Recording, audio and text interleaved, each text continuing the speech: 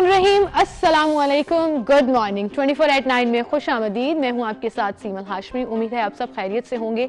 अबूजर भी खैरियत से हैं, लेकिन ऑब्वियसली आइसोलेशन में है, जिसकी वजह से मैं यहाँ आपके साथ मौजूद हूँ। मेरा और आपका साथ 12 बजे तक रहेगा और साथ नहीं रहेगा जी, जब तक अबूजर नहीं है तब तक यकीनन जी हमारा साथ रहेगा। मैं आपको ज्वाइन करूंगा। सोशल डिस्टेंस मुझे लगा शायद मुझे आज भी शायद सोलो करना पड़ेगा, लेकिन आपने मुझे ज्वाइन किया। सोलो नहीं करना पड़ेगा।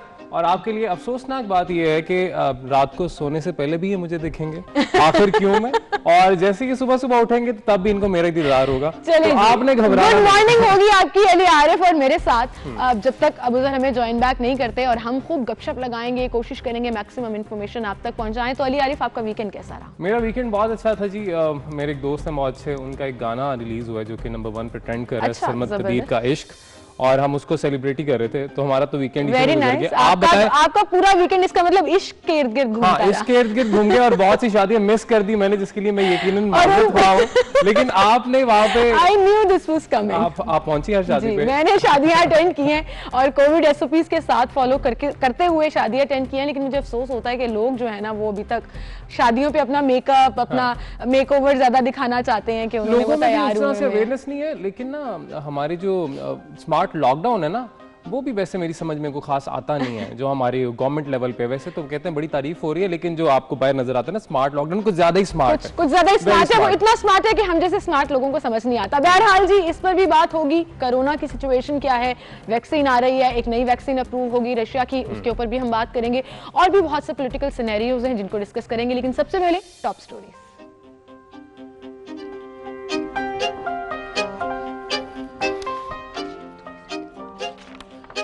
पीडीएम में इन हाउस तब्दीली के सिलसिले में इख्तलाफ बरकरार। बिलावल भुट्टो, अख्तर मेंगल और आफ्ताब खान शेरपाओ इन हाउस तब्दीली के हामिल। मुस्लिम लीग नवाज, मौलाना फजल रहमान समेत 5 जमातें इन हाउस तब्दीली की मुखालिफ। एहसन इकबाल कहते हैं, अगर बिलावल के पास तहरीक अदम एतमाद के लिए नंबर हैं तो पेश करें।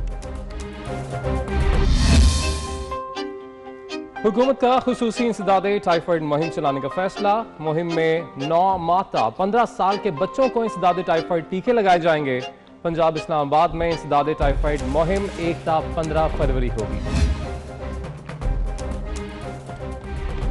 पोलियो वायरस बढ़ने लगा, एक के बाद एक सैंपल पॉजिटिव आने लगा। कौमी अदारा सेहत ने लाहौर में लिए गए नमूनों में पोलियो वायरस की तस्दीक कर दी। शहर के सीवरेज में पोलियो वायरस की मुसलसल मौजूदगी लाहौरियों के लिए बड़ा खतरा बन गई।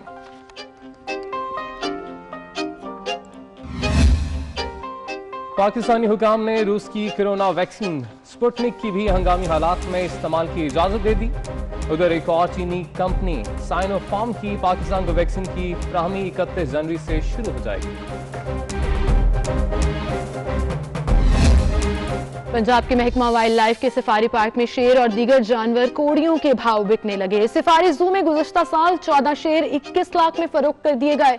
उधर लाहौर जू सफारी से हिरन चोरी कर लिए गए। सुराग नहीं लगाया जा सका। इंतजामिया मुलाजिमीन को शोकॉज नोटिस जारी करके खामोश हो गई। जनूबी अफ्रीका के खिलाफ 2 टेस्ट मैचेस की सीरीज के पहले मैच के लिए 17 रुकनी पाकिस्तानी स्क्वाड का ऐलान कर दिया गया। पाकिस्तानी टीम की क़यादत बाबर आजम करेंगे। पहला टेस्ट मैच कल से कराची के नेशनल स्टेडियम में शुरू होगा।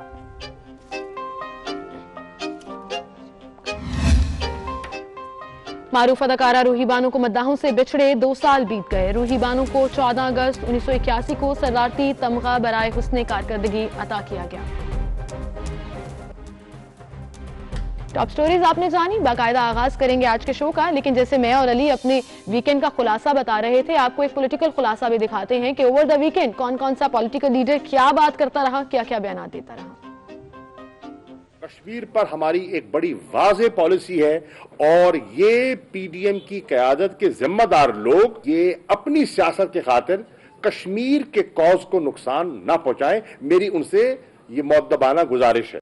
फजल रहमान जिस बंद गली में जा रहे हो उससे दीन के मदरसों को ना नुकसान पहुंचे।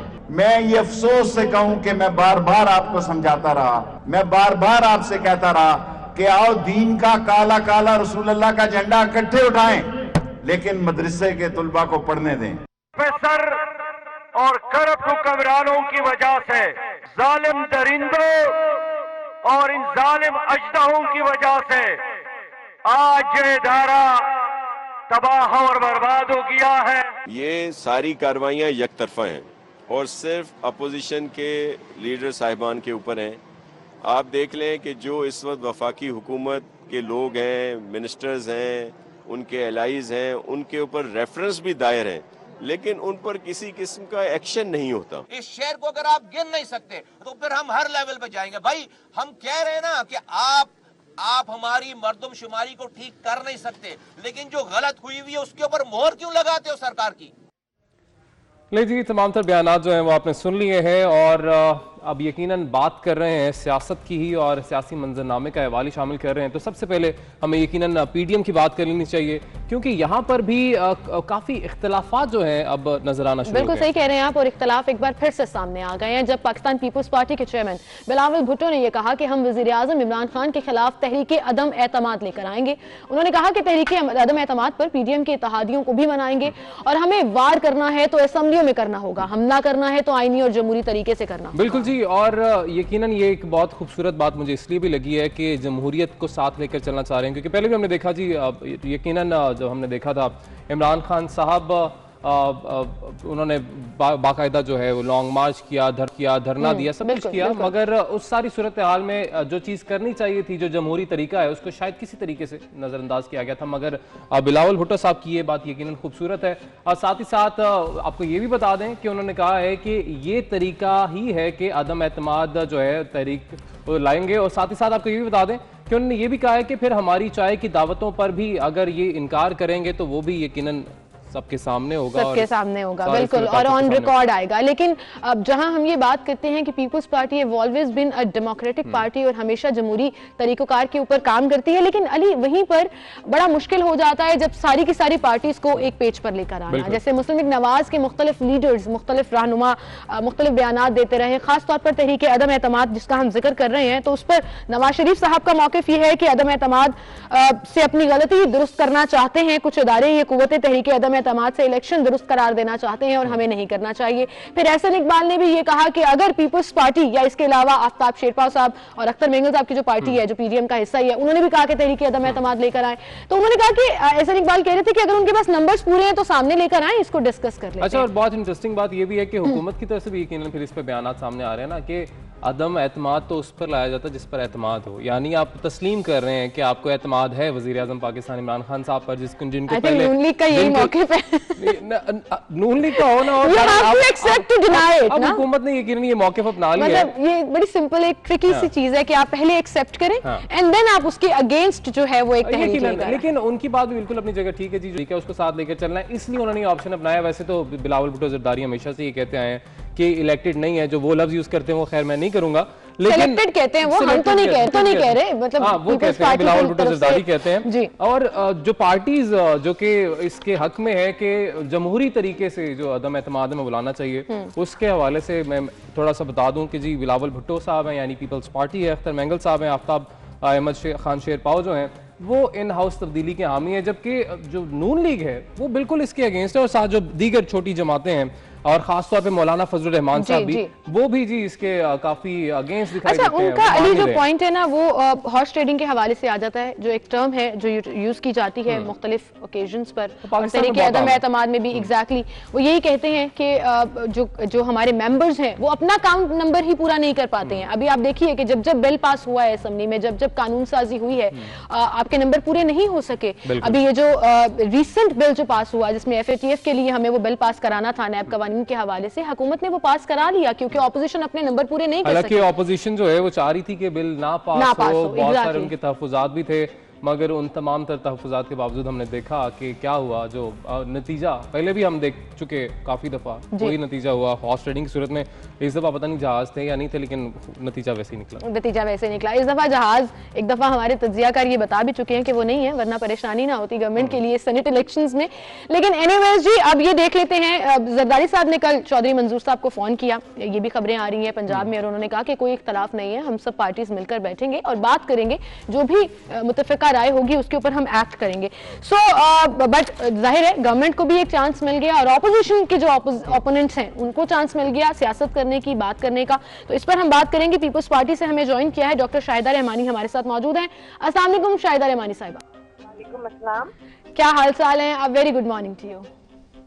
Very good morning to you and Vivek. और अल्हम्दुलिल्लाह हम सब खैरियत से और उम्मीद है आप भी खैरियत। बहुत शुक्रिया शाहिदा रहमानी साहबा। ये ओवर द वीकेंड क्या हुआ? पीपल्स पार्टी, जैसे हम हमेशा बात करते हैं, जमहूरियत की बात करती है और यही बात सामने भी लेकर आई कि तहरीक अदम एतमाद हम लेकर आएंगे, आईनी रास्ता इख्तियार करेंगे। कभी असेंबलीज का बायकॉट किया जाता है, कभी आईनी रास्ता इख्तियार करने की बात की जाती है। क्या आपको लगता है कि पीडीएम की सारी जमातें मान जाएंगी पीपल्स पार्टी की ये सजेशन? बहुत शुक्रिया। देखिए कि सबसे पहली बात तो ये कि पाकिस्तान पीपल्स पार्टी ने इस मुल्क में जमहूरियत के लिए जो कुर्बानियां दी, जो जद्दोजहद की, वो तारीख का हिस्सा है। और पाकिस्तान पीपल्स पार्टी ने हमेशा जमहूरियत पर बिलीव किया और यही वजह है कि आज जो सिस्टम जमहूरियत चाहे टूटा फूटा जैसा भी चल रहा है सिलेक्टेड, वो पीपल्स पार्टी ने उसको डिरेल होने नहीं दिया। नंबर 1। नंबर 2 ये कि आपने जिस तरह कहा, देखिए बिलावल भुट्टो जरदारी साहब ने जो बात की तहरीक अदम एतमाद की, तो वो उनकी एक तजवीज थी, उनका फैसला नहीं था। और उन्होंने ये कहा कि हम पीडीएम में ये तजवीज रखेंगे जब पीडीएम का इजलास होगा।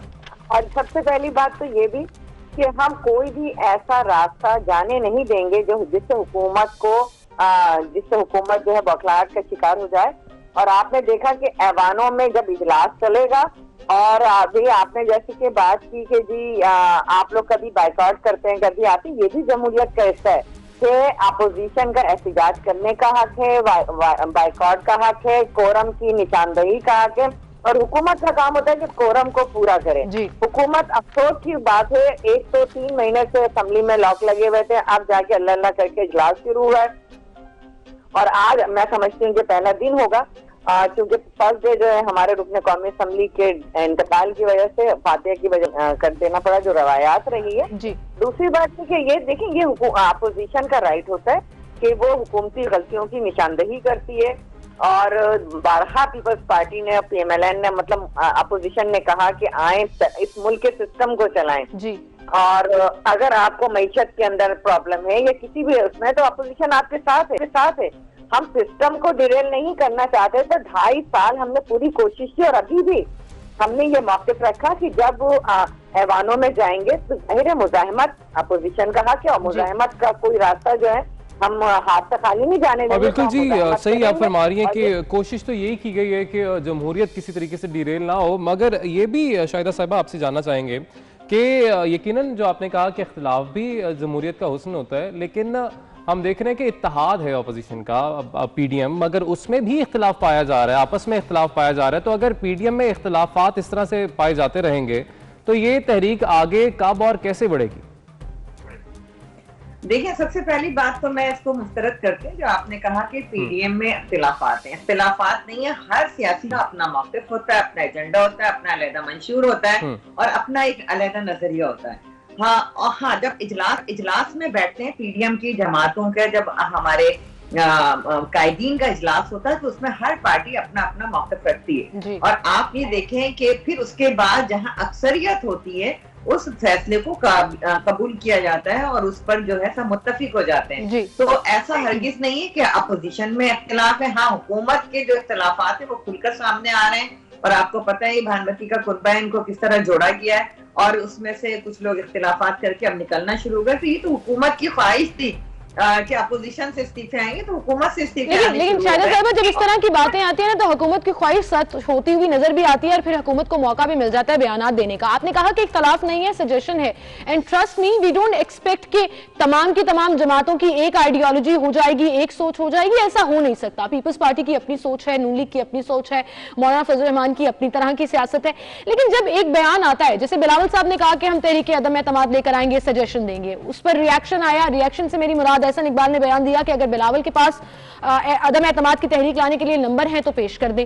अब ये जो नंबर गेम है ये पूरा करना बहुत ज्यादा जरूरी है तहरीक अदम एतमाद के लिए। क्या आप समझती हैं कि ऑपोजिशन इतनी मुत्तहिद है कि ये नंबर गेम पूरा हो जाएगा? क्योंकि 2.5 सालों में हमने तो नहीं देखा, कानून भी पास हुए, आइन जो ऐवान के अंदर कार्रवाइयां होती हैं उसमें हुकूमत पॉइंट्स ले जाती है, आपके नंबर ही पूरे नहीं होते। तो क्या इतना पूरा एतमाद है आप लोग कि तहरीक अदम एतमाद लेकर आएंगे तो फायदा होगा ऑपोजिशन को? सबसे पहली बात तो ये कि हुकूमत अपनी सादा अक्सरियत खो चुकी है जब बीएनपी मैंगल ने हुकूमत से अलहदगी की। और इसी तरह आपको पता है कि एक सादा अक्सरियत के साथ बैठे थे। इनके जो अपने इत्तेहादी काफ लीग, कभी MKM मुख्तलिफ जो है उस पर अपना इजहार भी करती है और इख्तिलाफ भी कर रही है और उनके कुछ तहफ़्फ़ुज़ात भी हैं। दूसरी बात ये कि हुकूमत के अपने ही बेंचों में काफी अरकान जो है वो हुकूमत से नाराज हैं। तो आपको ये पता है कि ये जिस तरीके से सिलेक्टेड हैं और इनके ऊपर जो जोड़ तोड़ की जाती है, पाकिस्तान पीपल्स पार्टी ने इस तरह की सियासत को हमेशा जिसको हाउस स्टैंडिंग कहते हैं मुस्तरद किया। और आपको याद होगा कि 2008 से 13 तक जो सेनेट के अंदर हुआ करता था माजी के अंदर, हमने वो पॉलिसी जनाब सदर आसिफ अली जरदारी साहब की क़यादत ने वो पॉलिसी इंट्रोड्यूस कराई कि हमने वो खरीदो फरोख्त के बाजार को बंद किया और तमाम अपोजिशन की जमातों को हुकूमत ने बैठाया एक टेबल पर और बाहिमी रजामंदी के साथ। आपने देखा कि सेनेटर जो है अनअपोज मुंतखब हुआ, 2 टाइम हमारे दौर में इलेक्शन हुआ, हमने उस चीज को खत्म किया। फिर ऐसी हमने लेजिस्लेशन की, लेकिन ये इमरान खान साहब जो कि इन तमाम बातों को मुस्तरद करते थे, वो कहते थे हॉर्स ट्रेनिंग नहीं होने देंगे, हम तनहा हुकूमत बनाएंगे, हम किसी को शामिल नहीं करेंगे। फिर आपने देखा कि जहाज भी ऐसे पॉलिटिकल बयान तो बहुत से लीडर्स के होते हैं और मेरे ख्याल से यही सियासत है ना कि आप एक तरफ बयान देते हैं, फिर आपको according to the situation decision लेना पड़ता है। जैसे सेनेट इंतखाबात की बात हो रही थी, PDM के इस्तीफों की बात हो रही थी, आप लोगों ने कहा हम इस्तीफे देंगे, लेकिन फिर वो इस्तीफे कहीं आगे चले गए और डिसाइड किया कि सेनेट में हम पार्टिसिपेट करेंगे और पीपल्स पार्टी ने ही ये सजेशन भी रखी थी। तो चेंजेस तो आते रहते हैं, लेकिन ये कहिएगा कि अब ये चेंजेस जो है प्रोलॉन्ग तो नहीं कर जाएंगे? जो असल तहरीक है PDM की, क्या ये वाकई में आवाम को नजर आएगी? अब तो मौसम भी बेहतर हो रहा है और फरवरी भी आने वाला है जिसमें आपने लॉन्ग मार्च का जिक्र किया था। देखिए, तहरीक चल रही है। अभी 9 तारीख को हैदराबाद में PDM का बहुत बड़ा अजीमुशान जलसा होने जा रहा है। PDM अपने प्लेटफॉर्म पर मुत्तहिद है, मुत्तफिक, क्योंकि अब सेलेक्टेड हुकूमत ने अवाम पर जो तब्दीली के नाम पर तबाही लेकर आई है, जो महंगाई का सुनामी इस वक्त आया है, जो मईशत की तबाही हुई है, जो खारजा पॉलिसी की तबाही हुई है, जो हर तरह से फॉरेन पॉलिसी की तबाही हुई है। आप आज पाकिस्तान दुनिया में तनतना खड़ा है, आपकी मईशत कहाँ चलेगी? आपके लोग गुर्बत से खुदकशी कर रहे हैं, प्राइम मिनिस्टर कहते हैं मैं क्या कर सकता हूँ। तो ये वो तमाम चीजें कि अवाम खुद जॉब दर जॉब जो है अपोजिशन के ना सिर्फ जलसों में आ रही है तमाम तक। लेकिन अभी आपने जिस तरह कहा कि जी आपके इस्तीफों की बात, इस्तीफे भी हम सब ने अपने अपने कायदीन के पास जमा करा दिए। हमारी तमाम जो जमातें हैं अपोजिशन की, उनके पास तमाम तर ऑप्शंस हैं और तमाम कायदीन मिलकर मुशावरत के साथ आगे बढ़ रहे हैं।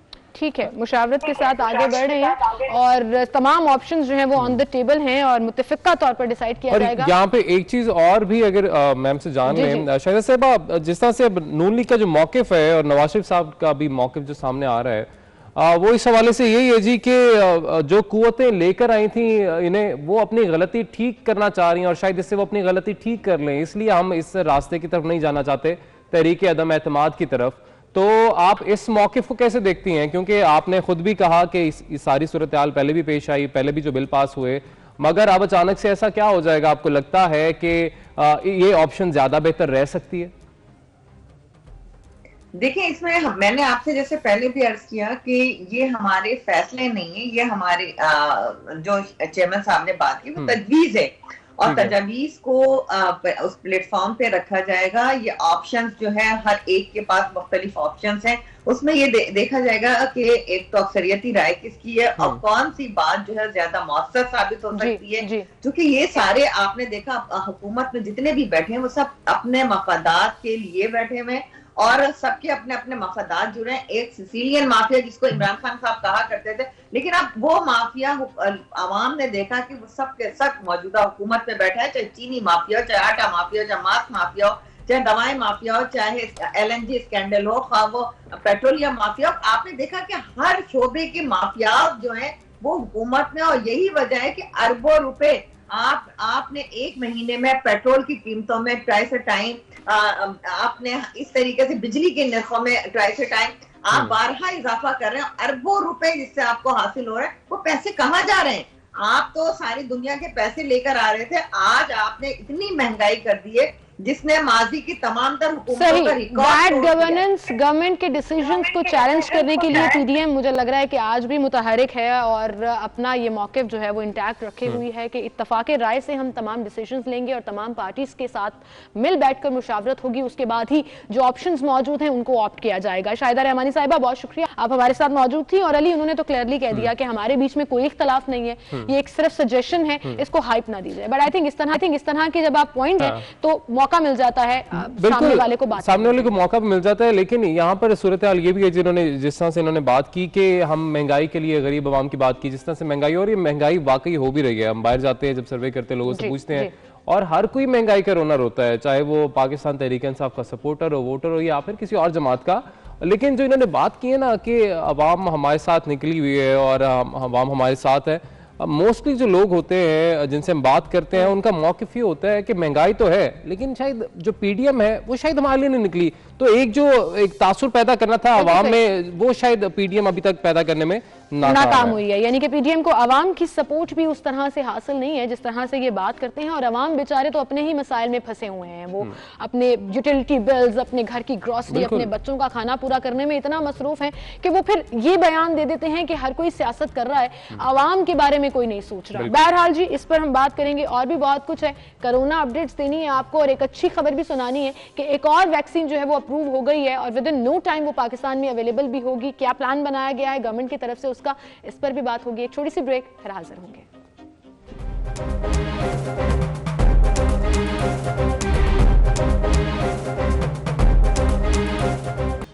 वेलकम बैक नाज़रीन। ब्रेक के बाद एक दफ़ा फिर से आपको खुशामदीद कहेंगे। अब कुछ बात कर लेते हैं कोरोना वायरस के हवाले से, जिसने यकीनन अभी भी पूरी दुनिया को हिला कर रखा हुआ है और अमवात का जो सिलसिला है वो थमने का नाम नहीं ले रहा। मगर पाकिस्तान में एक अच्छी खबर कह सकते हैं, बेहतर खबर ये है कि अमवात की तादाद में कमी आ रही है। 66 रोज के बाद ये कम तरीन अमवात है जो कल रिपोर्ट हुई। 24 घंटों के दौरान 23 अफराद जान की बाजी हारे और मरने वालों की अब तक की कुल तादाद 11,318 हो गई। जबकि एनसीओसी के मुताबिक 24 घंटों में कोरोना के 1,629 नए केसेस सामने आए हैं। नंबर्स भी कम हैं केसेस के, और मुतासिरा अफराद की जो मजमूई तादाद है वो 5,34,041 तक पहुंच गई। बिल्कुल जी, तादाद जो है वो कम हो गई है। मुल्क में कोरोना से 4,88,903 अफराद सेहतयाब भी हो चुके हैं, जबकि ज़ेर इलाज मरीजों की जो तादाद है 34,628 है। यानी ये भी एक अच्छी बात है कि जो लोग हैं सेहतयाब हो रहे हैं, जो किससे शिकार हुए इसका, वो यकीनन अब सेहतयाब हो रहे हैं। बिल्कुल। और जो रेशो जिसका हम जिक्र कर रहे थे, पॉजिटिव रेशो जो केसेस की आ रही है कि जितने टोटल टेस्ट किए जा रहे हैं उसमें से जितने पॉजिटिव केसेस आ रहे हैं,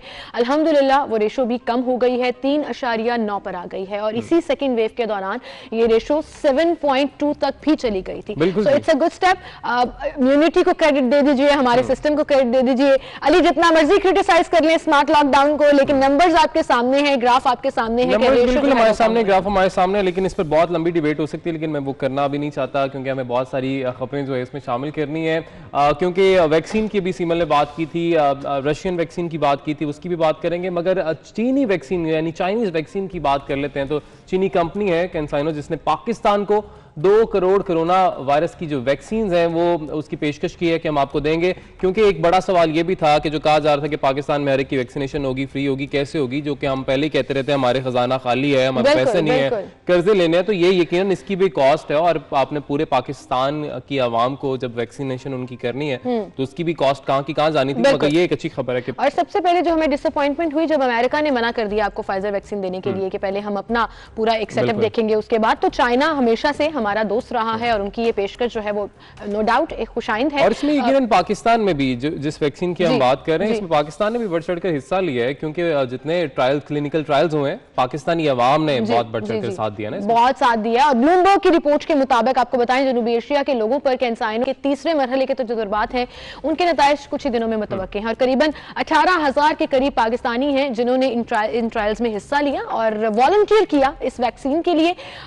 वैक्सीन की फराहमी और कीमत के हवाले से पाकिस्तानी कंपनी को तरजीहात में शामिल किया जाएगा और फिर यह भी कहा जा रहा है कि वैक्सीन ये वाली वैक्सीन सिर्फ एक बार लगाई जाएगी, उसके बाद पूरा 1 साल तक वो मॉनिटर करेंगे इन ट्रायल्स के तहत जिन्होंने वैक्सीन लगाई है और जब ये अप्रूव हो जाएगी तो फिर ये अवेलेबल। बिल्कुल जी। दूसरी जानिब अगर बात की जाए तो एक और चीनी कंपनी है साइनोफार्म, जिसने पाकिस्तान को वैक्सीन की फराहमी 31 जनवरी से शुरू कर देंगे ये, और ब्लूमबर्ग का ये कहना है कि पाकिस्तान ने साइनोफार्म को 12 लाख कोरोना वैक्सीन का ऑर्डर भी दे दिया है। जबकि दूसरी तरफ आपको बताया कि पाकिस्तानी हुकाम ने रूस की कोरोना वैक्सीन स्पुतनिक की बात हो रही थी, जिसका सिमल पहले जिक्र भी कर रही थी, इसकी हंगामी हालात में इस्तेमाल की इजाजत भी दे दी है। और हुकाम ने यह भी कहा है कि वैक्सीन की पहली खेप इस माह के आखिर में पाकिस्तान पहुंच जाएगी। अच्छा, ये तमाम वैक्सीन जो अवेलेबल होंगी, इसका एक सिस्टम जो है, एक तरीकेकार बनाया है गवर्नमेंट ने। उसके तहत सबसे पहले जो हमारे फ्रंटलाइन वर्कर्स हैं, उनमें हेल्थ वर्कर्स भी शामिल हैं, उनमें हमारे फोर्सेज एहलकार भी शामिल हैं, और वो तमाम लोग शामिल हैं जिन्हें पब्लिक डीलिंग्स करनी पड़ती हैं और by government they are bound to do their duties. तो उनको सबसे पहले ये वैक्सीन लगाई जाएगी। उसके बाद एक तरीकेकार बनाया जाएगा कि जितने मुस्तहिक अफराद हैं, उनमें 65 और 65 प्लस जितने लोग हैं, यानी कि बुजुर्ग लोगों को पहले ये मुफ्त वैक्सीन फराहम की जाएगी। नादरा से लिंक की जाएगी, नहीं होती, उनकी इम्यूनिटी वीक होती है काफी, और काफी ऐसे भी होते हैं जिनको ऑलरेडी कोई ना कोई डिजीज होती है, कोई ना कोई बीमारी होती है, जैसे कि शुगर का इशू हो सकता है, बीपी का इशू हो सकता है। तो इसलिए इनको ज्यादा जरूरत है। नौजवान अभी भी यकीनन बहुत से ऐसे ही लोग हम कह रहे होते हैं कि जी हमारी शायद इम्यूनिटी बहुत अच्छी है और हमारा जो एंटीबॉडीज हमारी बॉडी में डेवलप हो गई, बट उसके बावजूद यकीनन एहतियात तो जरूरी है। और वैक्सीनेशन, चाहे वो कोई भी बीमारी हो, जब आलमी तौर पे बात हो रही होती है, क्योंकि सिमल बहुत से लोग ऐसे भी हैं जो कि अभी भी रेजिस्ट कर रहे हैं और कह रहे हैं कि शायद हम वैक्सीनेशन की तरफ नहीं जाना चाहते या नहीं कराना चाहते। आप व्हाट डू यू एक्सपेक्ट, हम अभी भी उस दौर में रह रहे हैं जिसमें हम पोलियो वैक्सीन को उस तरह से एक्सेप्ट नहीं कर पाए हैं। ओवर द इयर्स पूरी दुनिया में सिर्फ पाकिस्तान और अफगानिस्तान है जो दो कंट्रीज जहां पर पोलियो खत्म नहीं हुआ, बल्कि पूरी दुनिया ने उसको खत्म कर लिया और हम अभी तक उसको रेजिस्ट करते हैं। तो I think awareness campaigns, system को स्ट्रॉन्ग करना होगा, गवर्नमेंट को अपना रोल प्ले करना होगा। They have to make sure कि तमाम जो है वो एक साइड पर हों और लोग इसको खुद एज देयर ओन चॉइस जो है वो एक्सेप्ट करें। और क्योंकि जरूरी इसलिए भी है कि जी इसमें जो फायदा होने जा रहा है, अगर आप वैक्सीनेशन करवाते हैं किसी भी डिजीज के खिलाफ, किसी भी बीमारी के खिलाफ, उसका फायदा यकीनन आपको, आपके बच्चों को होता है। तिब्बी माहिरीन के हवाले से आपको बता दें कि उनका ये कहना है कि वैक्सीन कोरोना वबा के खिलाफ 92% तक मौसर साबित हो सकती है, जो कि यकीनन बहुत खुशाइंद है, एक अच्छी खबर है। AGP के मुताबिक 50,000 खुराकों पर मुश्तमिल पहली खेप इसी महीने पाकिस्तान पहुंच जाएगी, जबकि रूसी वैक्सीन को -18 डिग्री पर स्टोर करना लाजमी है। ये भी साथ साथ बताया गया, मगर ये यकीनन एक मुश्किल मरहला हो सकता है, क्योंकि इस टेम्परेचर के ऊपर स्टोर करना और फिर ले जाना, लॉजिस्टिक्स, यानी रशिया से वैक्सीन का यहाँ पर आना और फिर यहाँ पे रखना और फिर यहाँ से यकीनन लोगों तक पहुँचाना एक बड़ा मुश्किल मरहला हो सकता है। बिल्कुल। अच्छा, माहिरीन का ये भी कहना है कि रूसी वैक्सीन है भारत के मुकाबले में पाकिस्तान में दुगनी कीमत पर मुहैया किए जाने का खदशा है। तो ये तो अब गवर्नमेंट को देखना होगा कि वो कैसे इस पूरे सिस्टम को डेवलप करते हैं। प्राइस, लॉजिस्टिक्स सिस्टम, लोग, ये पूरा कनेक्टिविटी जो है वो पूरा एक इंफ्रास्ट्रक्चर चाहिए होगा जिसको बिल्डअप करना जरूरी है। बिल्कुल मुरतब करना जरूरी है। अच्छा, मेरा सवाल यहाँ पर ये है कि हम देखें पूरी दुनिया में वायरसेस, ये कोरोना वायरस का हमला है और यकीनन हम बात हो रही है हर जगह पर, मगर कोई मुल्क या कोई शहर ऐसा भी बचा है जिसको अभी कहा गया हो कि यार ये सेहतमंद है? बिल्कुल ऐसा है, और अल्हम्दुलिल्लाह WHO ने सर्टिफिकेट भी जारी किया, और वो शहर है मेरा प्यारा शहर। आलमी इदारा सेहत ने मदीना को सेहतमंद शहर का सर्टिफिकेट जारी कर दिया है। अरे जबरदस्त। और आपको ये भी साथ ही साथ बताते जाएं कि वजीर सेहत जो हैं, उन्होंने आलमी इदारे सेहत की जानिब से मदीना को सेहतमंद शहर का सर्टिफिकेट गवर्नर मदीना शहजादा फैसल बिन सलमान को पेश किया है। जबकि आपको ये भी बताते चलें कि आलमी इदारा सेहत ने सेहतमंद शहर के लिए जितने आलमी मेयार मुकर्रर किए थे, मदीना ने वो सब मुकम्मल कर लिए हैं, और मदीना की आबादी 20 लाख से ज़्यादा है। उसके बावजूद ये तमाम तर जो SOPs थे या स्टैंडर्ड सेट किए गए थे, उनको मीट किया गया। बिल्कुल। और आपको याद है, अगर हम बैक इन हिस्ट्री चले जाएं तो मदीना का पहले नाम यसरब हुआ करता था, और यसरब से मुराद बीमारी के, वहाँ के लोग बहुत ज़्यादा बीमार हुआ करते थे। फिर नबी पाक सल्लल्लाहु अलैहि वसल्लम जब वहाँ गए और उनकी रहमत और उनकी शान देखिए कि वहाँ हवाएं रहमतों की चलना शुरू हो गई और तमाम लोग सेहतयाब हुए, तब सिटी का नाम मदीना हुआ। और आज भी आप देखें, जब पूरी दुनिया इस वबा का शिकार है, तो सबसे बड़ा इदारा हेल्थ WHO, जिसके ऊपर आंखें बंद करके हम लोग ट्रस्ट करते हैं और फोकस करते हैं, उन्होंने ये सर्टिफिकेट जारी कर दिया कि हमारा प्यारा मदीना जो है वो सेहतमंद सिटी है। So that is a good news for all Muslims जो पूरी दुनिया में मौजूद हैं, कि मदीना आज भी और हमेशा ताक़यामत रहमतों का एक डेरा रहेगा, रहमतों का शहर। बेशक। और जिस तरह से अब आपने मदीना की बात हो रही है, तो मदीना की रियासत मेरे ज़हन में आ गई है, और जिस तरह से खान साहब का विजन है, इमरान खान वज़ीर आज़म पाकिस्तान का, कि पाकिस्तान को भी मदीना की रियासत बनाना है, मतलब वैसे ही एक मुल्क बनाना है, वैसे ही एक निज़ाम यहाँ पर शहर का निज़ाम जिस तरह से है वैसे यहाँ पर लेके आएंगे, तो हमें तो उम्मीद है जी ऐसा हो जाए, मगर अभी उसमें शायद थोड़ी सी हम जब आइडियलाइज करते हैं किसी भी चीज को, तो वो रियासत मदीना का जो एक कॉन्सेप्ट जो खान साहब आइडियलाइज करते हैं, पता नहीं उसके ऊपर इम्प्लीमेंटेशन हो पाता है या नहीं। कुछ लोग कहते हैं उनके मशीर उनको अच्छे मशवरा नहीं देते, उनके जो टीम है वो इतनी स्ट्रांग नहीं है, लेकिन कितना टाइम लगेगा? आवाम की सुनवाई तो मेन पर्पस होना चाहिए। जो एतराज है ना वो शायद ये भी होता है कि बहुत कहा जाता था जी कि जब लीडर अच्छा होगा तो नीचे वाले सब ठीक हो जाएंगे, लेकिन वो सब ठीक पता नहीं कब होंगे, क्योंकि अभी तक तो काफ़ी जो खराबियां हैं वो हैं। हम जब मार्केट में जाते हैं, बाहर सर्वे करते हैं, लोगों को देखते हैं, ऑफिसर्स को देखते हैं जो इन्हीं की हुकूमत के अंडर अब काम कर रहे हैं, बहुत सी चीज़ें ख़राब हैं, बहुत सी चीज़ें अभी खामियां हैं जो ठीक करने की जरूरत है। और सिर्फ लोगों में नहीं है, आती है जब भी हम ये बात करते हैं, हुकूमत में नहीं है खराबियां, लोगों में इंडिविजुअल लेवल पर है। आप देखें छोटे छोटे लेवल पर हम करप्शन ऐसे कर रहे होते हैं जैसे वो it's part of our nature. We have stopped realising कि ये करप्शन है या नहीं। बिल्कुल। और जब तक हम अपना रोल प्ले नहीं करेंगे, आप यकीन जानिए, कोई लीडर आ जाए, कोई टीम आ जाए, कोई भी हुकूमत आ जाए, सिस्टम बेहतर नहीं हो सकेगा। हम सबको अपना रोल प्ले करना पड़ेगा, और ऐसा ही रोल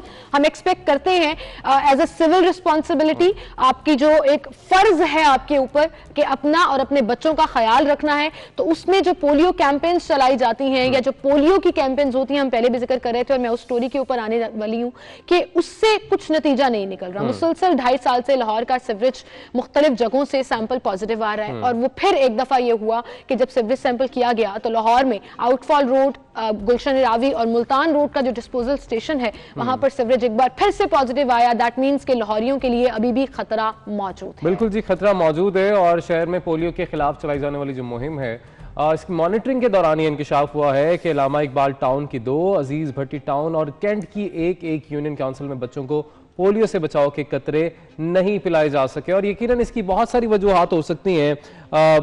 एक तो लोगों के अपने तहफ़्फ़ुज़ात, जो कि हम अफसोस की बात है कि इस वक्त में भी, इस दौर में भी लोगों के पोलियो के कतरे बच्चों को पिलाने के हवाले से तहफ़्फ़ुज़ात हैं। और अफसोस की बात यह भी है कि फिर उसके बाद जो उन बच्चों के साथ होता है जिनमें पोलियो फिर पाया जाता है, वायरस पाया जाता है, उनकी फिर ज़िंदगी यकीनन ख़राब हो जाती है। तो यकीनन इस पर अभी कितनी अवेयरनेस कर चुके, किस किस तरीके से कर सकते हैं? सेलिब्रिटीज़ को आप ऑन बोर्ड ले सकते हैं, उनसे इंडोर्समेंट करवा सकते हैं। अच्छा, पता है ये सब कुछ किया जाता है, वो भी किया, स्कॉलर्स भी आते हैं, मसाजिद में ऐलानात भी होते हैं, उन जगहों पर तमाम जितने मौलवी हमारे लोग हैं, आलिम दीन हैं, उनको साथ रखा जाता है।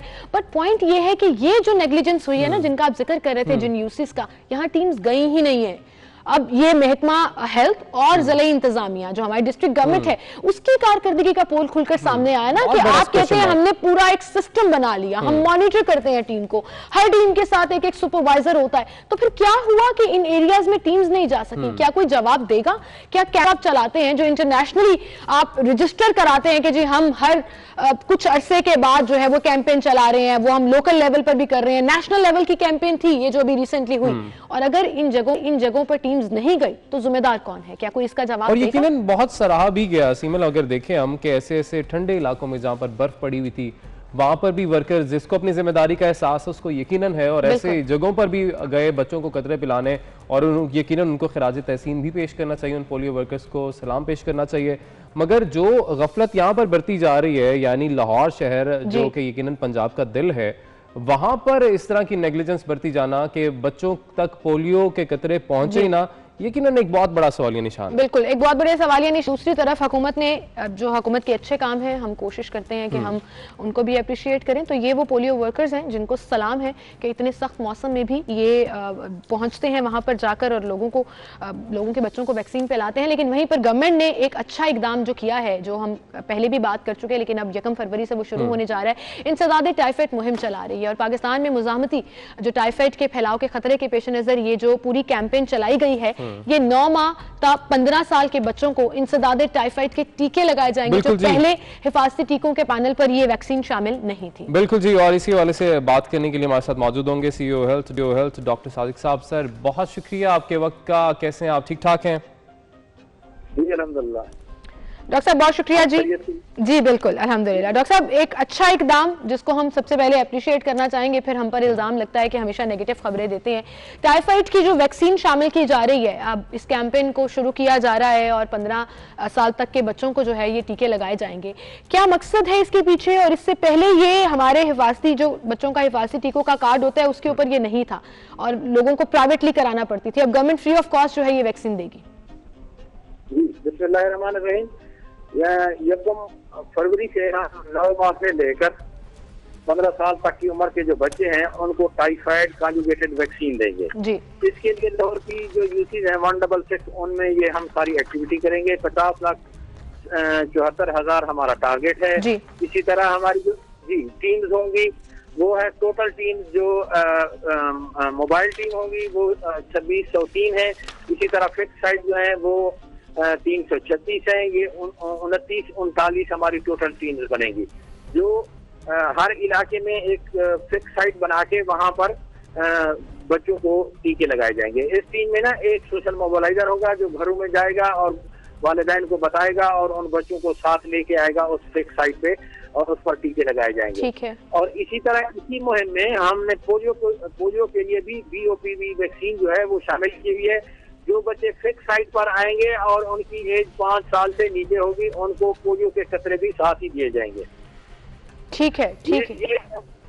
ये वैक्सीन जो है वो पहले चूंकि हमारा जो शेड्यूल है EPI का उसमें शामिल नहीं थी। इस मुहिम करने के बाद इंशाल्लाह ये गवर्नमेंट की तरफ से जो EPI का शेड्यूल है उसमें मुश्किल तौर पर इसको शेड्यूल में डाल दिया जाएगा। और मेरी जो लाहौर के अवाम है, वालिदैन है, उनसे यही गुजारिश है कि हमारी टीमों के साथ ताउन करें। मुझे बड़ी हैरानी होती है कि वालिदैन अब भी यानी बाज़ औक़ात रजिस्ट करते हैं कि जी हमने कतरे नहीं पिलवाने या टीके नहीं लगवाने। ये बड़ी अजीब सी बात है। मेरी लोगों से मेरी यही गुजारिश है कि हमारी टीमों के साथ ताउन करें। हम उनको सर्विस प्रोवाइड करने के लिए आते हैं।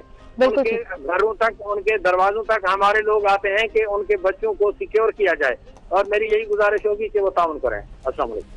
सर आपने कहा कि यही गुजारिश होगी कि ताउन करें। अब ये भी बता दीजिएगा कि ये जो इंजेक्शंस लगाए जाएंगे ये प्रॉपर्ली ट्रेन्ड अमला होता है, तो घर घर जाकर ये कैंपेन स्टार्ट की जाएगी या पूरे सेंटर्स बनाए जाएंगे जहां पर लोगों को अपने बच्चों को लाना पड़ेगा? ये इस तरह सेंटर बनाए जाएंगे ना, गली में मोहल्ले में 2-4 सेंटर होंगे ना आबादी के हिसाब से या टारगेट के हिसाब से। एक बात ये क्लियर हो जाए, अब इस तरह नहीं होगा कि मतलब 1 किलोमीटर दूर सेंटर होगा। नहीं, उसी इलाके में होगा, उसी गली में मोहल्ले में करीब सेंटर होगा। एक बात ये हो गई। दूसरी इसके लिए अमूमन वालिदैन सवाल करते हैं टीके लगाने वाला जो है वो कौन है। वो हमारे वैक्सीनेटर होंगे, LHW होंगी, डिस्पेंसर होंगे, जो स्किल्ड लोग हैं जो गवर्नमेंट की तरफ से नॉमिनेटेड होते हैं। स्किल्ड इंजेक्शन लगाने वाले जो लोग होंगे वही लगाएंगे इंजेक्शन। एक बात ये हो गई। दूसरा ये है कि हर रीजनल कौंसिल में हमने एक डॉक्टर की ड्यूटी लगाई हुई है। AEFI फोकल पर्सन होगा वो। ठीक। इंशाल्लाह इसको हमारी तरफ से ये है कि हम लाहौर में बेहतरीन तरीके से ये कैंपेन करें। बेहतरीन तरीके से हमें भी उम्मीद है जी कि ये कैंपेन हो। डॉक्टर साहब ये भी यकीनन बताइएगा कि अब ये कैंपेन आप चलाने जा रहे हैं, लोगों को यकीनन इसके हवाले से वैक्सीनेट करने जा रहे हैं टाइफाइड के हवाले से, लेकिन अवेयरनेस के लिए क्या किस तरह से इस पर काम जारी है और लोगों को अवेयर करने के लिए ये भी बताइएगा। और हम चाहेंगे कि आप फवाइद भी जरूर हमारे चैनल के थ्रू लोगों को बताएं इसके। जरूर अवेयरनेस का ये है कि जो हमारा सिस्टम है ना, जहाँ पे जो यूसी होगी उसमें बाकायदा हम माइक दे रहे हैं सोशल मोबिलाइजेशन के लिए हम मटेरियल दे रहे हैं। और इसी तरह हमारी मीडिया के साथ भी हम इसी हफ्ते एक मीटिंग करने वाले हैं। ये सारी चीजें हमारी तरफ से चल रही हैं इंशाल्लाह। बिल्कुल अवेयरनेस के लिए चल रही हैं। और वैक्सीन के फवाइद भी बता दीजिए डॉक्टर साहब। अली ने आपसे ये भी पूछा कि लोगों की अवेयरनेस के लिए अभी से आप फायदा उठाएं ना इस प्लेटफॉर्म का और बताएं लोगों को वैक्सीन के क्या फायदे हैं टाइफाइड की। वैक्सीन के यही फवायद है ना जिससे उस बीमारी से बचा जा सकता है। देखिए एक आम मजदूर जो है अगर खुदा न खासा उसके बच्चे को टाइफाइड हो जाए तो वो कितना उसका फाइनेंशियल लॉस होगा और वो बच्चे की परेशानी अलग होगी। तो हम तो उसके दरवाजे पर जा रहे हैं उसके बच्चे को सिक्योर करने के लिए, वो हमसे ताउन करें। बिल्कुल ठीक डॉक्टर साहब, thank you so much for being. ने कहा कि ये कैंपेन चलाने जा रहे हैं और 2600 के करीब टीमें हैं जो इस पे मामूर कर दी गई हैं, मुख्तलिफ यूसीज में सेंटर्स बनाए जाएंगे। आई होप कि ये कैंपेन एक्चुअली जिस तरह आप बता रहे हैं, हम अभी क्रिटिसाइज नहीं करें। आई रियली होप कि वो कैंपेन जो है वो उसी तरह से चले और लोगों को ये फैसिलिटी बिल्कुल जी, लोगों को फैसिलिटी भी मिले और यकीनन अवेयरनेस बहुत ज़रूरी है। और हमारा भी आज हमारी कोशिश भी यही थी कि आप तक अवेयरनेस जो है किसी तरीके से पहुंचे और उम्मीद है कि लोगों का ताउन, क्योंकि वो बहुत ज़रूरी है, लोग ताउन भी करेंगे क्योंकि आए दिन हम किसी न किसी सुनते हैं, खुदा न खास्ता बहुत सवेर भी हो सकता है टाइफाइड। तो उम्मीद है कि लोग इस पर वैक्सीनेशन, टाइफाइड का इलाज एक्सपेंसिव भी है, डॉक्टर साहब बिल्कुल ठीक कह रहे थे। और जो लोग प्राइवेटली इसकी वैक्सीन कराते हैं, दैट्स आल्सो वेरी एक्सपेंसिव। तो गवर्नमेंट वो फ्री ऑफ कॉस्ट आपके बच्चों को देगी और आप टाइफाइड से बच सकेंगे। तो यकीन जानिए कि बच्चों की हेल्थ से ऊपर कोई चीज नहीं होनी चाहिए। बेशक कोई चीज नहीं है। नाज़रीन, एक ब्रेक हमें यहाँ पे लेनी है, यकीनन और भी बहुत सारी खबरें शामिल करनी है। ब्रेक लेंगे, ब्रेक के बाद वापस आएंगे।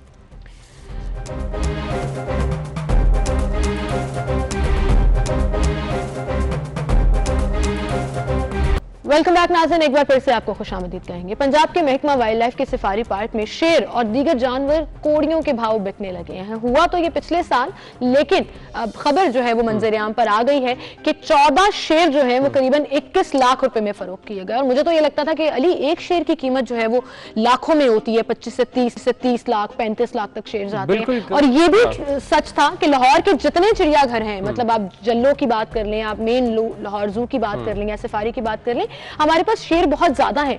लेकिन इसका मतलब ये नहीं है कि शेरों का राज होगा तो वही शेर हम कोड़ियों के भाव बेच देंगे। और यकीनन आपने ठीक कहा, कोड़ियों के भाव। और दूसरा ये कि इतने की तो शायद भैंस आती है मुश्किल से, और जितने के इन्होंने शेर भेज दिए हैं। आपको बताएं जी कि लाइफ जो महकमा वाइल्ड लाइफ है पंजाब, उसने अफ्रीकी शेरों के 7 जोड़े सस्ते दामों फरोख्त किए हैं। जंगल का बादशाह शेर अब भैंस से भी सस्ता हो गया है। वाइल्ड लाइफ पार्क में शेर और दीगर जानवर कोड़ियों के भाव बिकने लगे हैं। लाहौर के सफारी जू में गुज़िश्ता साल 14 शेर 21 लाख में फरोख्त कर दिए गए। यकीनन ये भी हमें जानना है कि आखिर इसकी वजह क्या बनी। तो DG wildlife Punjab Tahir Hamdani साहब हमारे साथ मौजूद हैं। सर, बहुत शुक्रिया आपके कीमती वक्त का। यकीनन सर, हम आपसे यही जानना चाहेंगे सबसे पहले तो, क्योंकि पहले डिपार्टमेंट की जानिब से शायद ये कहा जा रहा था कि हमें इस पर अभी मौक़िफ़ नहीं देना, मगर बहुत शुक्रिया कि आप आए हैं और इस हवाले से जो भी खबरें गर्दिश कर रही हैं, जो सामने आ रही हैं, उस पर अपना पॉइंट ऑफ व्यू आप देने को तैयार हुए हैं। तो सर, क्या कहना चाहेंगे इस सारे मामले पर? जी, बहुत शुक्रिया आपके चैनल का, आपने मुझे रीच आउट किया और पूछना चाहा कि ये हमने शेर जो पिछले साल बेचे थे, इसकी क्या वजूहात थी जी। तो इसकी मैं आपको बेसिक वजह जो बताता हूँ वो ये है कि wildlife department basically we are custodians of the wildlife of the province. हमारा महकमा इलीगल हंटिंग को भी रोकता है और इसके अलावा हम लोग ये सफारी जू और दीगर पंजाब में 4-5 जो जू हैं हमारे, उनको भी हम मेंटेन करते हैं। जी जी। हमारे जू जो है, इनके अंदर जानवर जो मौजूद हैं उनमें एक्सोटिक स्पीशीज जैसे ये शेर है या दूसरे बियर, टाइगर्स, इनके अलावा हमारे डोमेस्टिक डियर्स और बर्ड्स वगैरह भी पाए जाते हैं। जी जी। सेलिंग जो आप पूछ रहे हैं, selling is always the last option कि हम शेरों को क्यों बेचते हैं या इन जानवरों को क्यों बेचते हैं। और बेचने की वजह जो है वो बेसिकली ये होती है कि हम इनमें से जो बिल्कुल इनकैपेसिटेटेड और हेल्थ इश्यूज का शिकार होने लग जाते हैं, उनको हम डिस्पोज ऑफ कर देते हैं। सही। हमारा इससे मकसद कोई प्रॉफिट मेकिंग या कोई रेवेन्यू अर्निंग नहीं होता जी। ये हमारी लास्ट ऑप्शन होती है कि हम अपने जानवरों को सेल आउट करते। तो सर, ये भी आपसे यकीन जानना चाहेंगे कि आपने कहा कि ऐसी वजूहात पेश आ जाती हैं, हेल्थ इश्यूज आ जाते हैं अगर जानवरों के या शेर के, तो फिर उसको हम बेच देते हैं, कुछ कर लेते हैं। सर, इनकी कॉस्ट थी क्या वैसे जिनको बेचा गया इस कीमत पर? इनकी वैसे कॉस्टिंग क्या थी जब खरीदे गए थे? और इनकी केयर के लिए इनकी हेल्थ फैसिलिटीज वगैरह क्या हमारे पास अमला मौजूद है और कितनी फैसिलिटीज है, ये भी प्लीज बताइएगा। जी, ये बेसिकली जिन शेरों की हम बात कर रहे हैं ये अफ्रीकन लॉयंस है और ये मुख्तलिफ टाइम्स में हमारे पास ऐड होते रहते हैं हमारे चिड़ियाघरों में, हमारे पार्क में। तो इनकी डिफरेंट अदवार में डिफरेंट कीमतें रहती हैं और इनकी कीमतें जो है ये डिपेंड करती हैं बहुत सारे फैक्टर्स पे, जिनमें एक तो इस एनिमल की प्राइस होती है, उसके अलावा इसका इंपोर्ट बिल होता है, इसके कस्टम्स और दूसरे टैक्सेस होते हैं। और लेकिन हाउ इज इट जस्टिफाइड कि आप एक शेयर 1.5 लाख रुपए में फरोख्त कर दें? डीजी साहब, मुझे आपका ये जवाब समझ नहीं आया। एक शेयर, अगर हम टोटल 21 लाख की बात करें जिसमें 14 शेयर गए, तो एक शेयर की कीमत 1.5 लाख बनती है। 1.5 लाख का शेयर तो नहीं आता। अगर डिस्पोज ऑफ भी करना है तो what's the reason behind that कि उनको बेच रहे हैं वो भी इतने सस्ते दामों? देखिए, मैं आपको पहले जैसे अर्ज कर रहा हूँ कि ये जो शेर है ये कोई डोमेस्टिक एनिमल की तरह, भैंसों की तरह या दूसरे जो हमारे जानवर गोश्त या दूध जिनसे पैदा होता है जी, ये उनकी तरह नहीं है। ये सिर्फ शौक है लोगों का जिससे वो ये पेट पालते हैं और उनके लिए ये इम्पोर्ट करना, प्राइसेस डोंट मैटर। वो अफ्रीका से इनको प्राइवेट ब्रीडर्स जो है वो खुद भी मंगवाते हैं। बट हमारा जो गवर्नमेंट का या गवर्नमेंट पार्क्स का इनको सेल करने का ऑप्शन होता है वो लास्ट ऑप्शन होता है। हम लोग इनको गवर्नमेंट की नोटिफाइड प्राइस जो हम खुद नोटिफाई नहीं करते, हम फाइनेंस डिपार्टमेंट से इसकी अप्रूवल लेते हैं। तो हमने 2015 में इसके जो रेट नोटिफाइड थे उनके मुताबिक इनको सेल किया। और जो आप जस्टिफाइड हैं? अगर इन्वेस्टिगेशंस होती हैं 50,000 पर एनिमल। सर, अगर इन्वेस्टिगेशंस होती हैं तो आपका डिपार्टमेंट जस्टिफाइड है कि कोई फेवरेटिज्म नहीं किया गया, किसी को कोड़ियों के दामों शेयर नहीं दिए गए, एक्चुअली जो फिक्स्ड प्राइस है उसी पर शेयर बेचे गए हैं? इलीगैलिटी पूरा प्रोसेस उसका पूरा हुआ है। दूसरा ये कि इसके जो रेट्स हैं वो गवर्नमेंट के नोटिफाइड रेट्स हैं। ऑल्दो कि हम इन रेट्स को अब दोबारा एक दफा रिवाइज करवा रहे हैं, अभी करवाया नहीं है, अभी भी हमारा वो प्रोसेस चल रहा है, लेकिन जिन रेट्स पे इनको सेल किया गया वो गवर्नमेंट ने नोटिफाइड। सर, वैसे एक क्वेश्चन जो मैंने आपसे पहले भी किया वो मैं दोबारा जानना चाहूंगा। जब आपने कहा कि इंपोर्ट बिल भी होता है, इंपोर्ट की कॉस्ट भी होती है पर हर शेयर की, और उसके वैसे भी कीमत होती है, तो कितनी कीमत बन जाती है जब इम्पोर्ट किया जाता है एक शेयर की? मैं अब उसकी, क्योंकि मैं खुद प्राइवेट तौर पे, हमने भी रिसेंटली सरकारी तौर पे भी नहीं मंगवाए और प्राइवेट का मुझे कोई बहुत ज्यादा आइडिया नहीं है। मैं आपको उसकी डिटेल भी कहीं से लेके दे देता हूँ कि, लेकिन ये पिछले 1 साल से तो आप इसकी प्राइस इस वजह से भी नोट करेंगे कि बढ़ रही है कि सर क्या होगी प्राइस एनिमल अभी इस वक्त क्या चल रही है? अंदाजन ऑन एवरेज बता दीजिए कि एक शेयर की कीमत क्या होती है? आपका मुझे आवाज नहीं। डीजी साहब, अंदाजन बता दीजिए एवरेज प्राइस क्या है एक शेयर की? देखिए, आप अगर उसकी मार्केट प्राइस जिसका आप जिक्र कर रहे हैं तो इसकी कोई मार्केट प्राइस नहीं होती। ये सारा डिमांड एंड सप्लाई का फैक्टर होता है। ठीक। ये शेयर आपको फैक्ट शॉप में नहीं मिलेंगे, ये शेयर आपको यानी किसी वो रेट लिस्ट के मुताबिक नहीं मिलेंगे। ठीक है सर, अगर कोई शेयर लेना चाहे, आपने कहा कि लोगों को शौक होता है क्योंकि इस तरह से पेट्स रखने का महंगे महंगे, तो अगर कोई खरीदना चाहे तो इतने में मिल जाएगा जितने में गवर्नमेंट ने सेल किए थे? 1.5 लाख मार्केट प्राइस की आप बात कर रहे हैं? नहीं सर, आपसे खरीदना चाहें। मैंने आपको पहले बताया कि हम selling is the last option. हमारे पास कोई शेयर या कोई और जानवर। चलिए जी, डीजी साहब बहुत आप हमारे साथ मौजूद थे। एक तो आप कीमत नहीं बता सके कि शेयर की कीमत क्या है। हमारी रिसर्च के मुताबिक 35 से 40 लाख रुपए में मिलता है। लेकिन वेलकम बैक नाज़रीन, ब्रेक के बाद एक दफा फिर से आपको खुशामदीद कहेंगे और काफी सीरियस खबरें चल रही है ना, और क्या कुछ हो रहा है। अब शेरों की हम बात कर रहे थे, शेरों के साथ साथ एक चीज हम आपको बताना भूल गए थे कि 2 हिरन भी पिछले दिनों गायब हो गए वहां से, और शेर भूल नहीं गए थे, हमारे पास असल में टाइम खत्म हो गया था, अदरवाइज हम ये कह रहे थे। और दूसरी चीज ये भी कि हम ब्रेक में ये भी बात कर रहे थे कि इतने का तो आजकल कोई कुत्ता अच्छा नहीं मिलता नस्ली जितने का ये शेर दे रहे लोगों को। लेकिन आप ले लें शेर, 1.5 लाख में मिलेगा। नहीं, मेरे पास तो इतने खैर इतना भी नहीं है कि मैं शेर इतना सस्ता भी ले लूं। हाँ, लेकिन बिजनेस किया जा सकता है, जो कि शायद होता भी है कि सस्ता आगे महंगा बेच दिया जाता है। लेकिन अब क्योंकि मूड को थोड़ा लाइट करते हैं, सीमल आपको ग्रीन चिली पसंद है? मुझे लगता है कि मुझे पसंद है अली, लेकिन जब मैं खाने लगती हूँ तो मुझे लगता है कि मुझे ये पसंद नहीं है। लेकिन यकीनन आपको फायदे तो सारे पता होंगे इसके। फायदे पता है या नहीं पता, लेकिन मैं हैरान हो गई ये रिसर्च पढ़ के कि ग्रीन चिली के इतने ज्यादा फायदे हैं कि आप खुद परेशान हो जाएंगे। ऑल्दो आप अगर अचार में खाएं ग्रीन चिली तो आपको मजे की भी लगेगी और आपको फायदा भी मिल जाएगा, लेकिन सालन में बनी हुई तो मैं तो उठा के ना एक साइड पे रख देती हूँ। लेकिन आई थिंक इन फायदों के बाद हमारा दिल करेगा कि हम खाना शुरू करें। लाजवाब फायदे हैं जी। एक आम और सस्ती सी चीज है, और सस्ती मैं इसलिए कह रही हूँ क्योंकि ट्रस्ट मी, मुझे वो दौर भी याद है कि आप सब्जी लेने जाया करते थे और दुकानदार मुफ्त में ही ऐसे हैंडफुल ऑफ ग्रीन चिलीज आपके शॉप में डाल देते थे। अब तब्दीली का दौर है तो लेकिन मैं इस चीज को बहुत याद करती हूँ कि धनिया और ग्रीन चिलीज आपको मुफ्त में मिल जाती है। कोई भी आप सब्जी लेते धनिया और वो सब कुछ तो मिलना ही होता था। अब अगर आप उनको कह दो गलती से तो फिर आपको फिर जो जवाब सुनने को मिलता है तो वो भी आगे से हमें यही कहते हैं। मजे की बात है कि जी अब तब्दीली सरकार आ चुकी है, अब आप कहाँ में बैठे हुए। लेकिन अब क्योंकि फवाइद की बात हो रही है तो यकीनन आपको बता दें जी, सबसे पहले तो ऑब्वियसली ये खानों का मजा जो है दोबाला कर देती है, लेकिन सेहत के हवाले से बेशुमार तिबी फवाइद ये रखती है।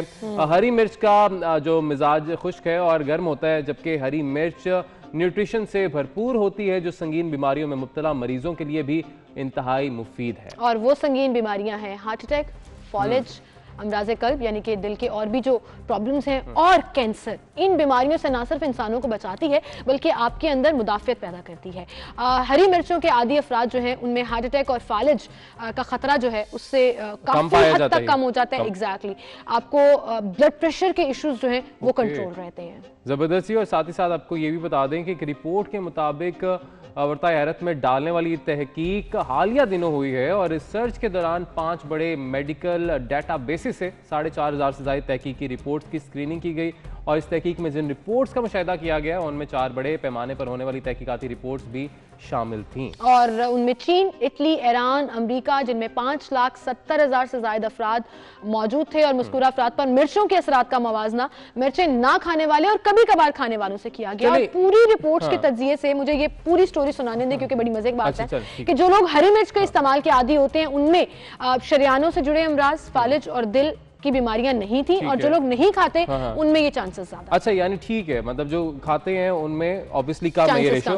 लेकिन ये भी यकीनन बताएं कि ठीक है अगर हम इस तरफ जाना चाहते हैं और हम खाना चाहते हैं हरी मिर्च खाने के साथ, कुछ लोगों को बड़ा शौक होता है, कुछ स्पेशल मंगवाते हैं, वैसे ही वो कच्ची खा जाते हैं, स्पेशली चने की दाल के ऊपर ऐसे बड़ी बड़ी हरी मिर्चें पड़ी होती हैं। वो इजाजत कैसे देती है मैं जानना चाहता हूँ क्योंकि मैं तो नहीं खा सकता, सीधी सी जो बात है। बहुत से फायदे हैं लेकिन ज़बान इजाजत। अच्छा, मैं इसका आपको एक ट्रिक बताऊं, ये मैंने पर्सनली एक्सपीरियंस किया हुआ है। अली, अगर आप हरी मिर्च खा रहे हैं या तो उसको चबाएं ना, मतलब कोशिश करें कि आप उसको बाइट लें और निगल लें। हाँ, डायरेक्ट सिस्टम है।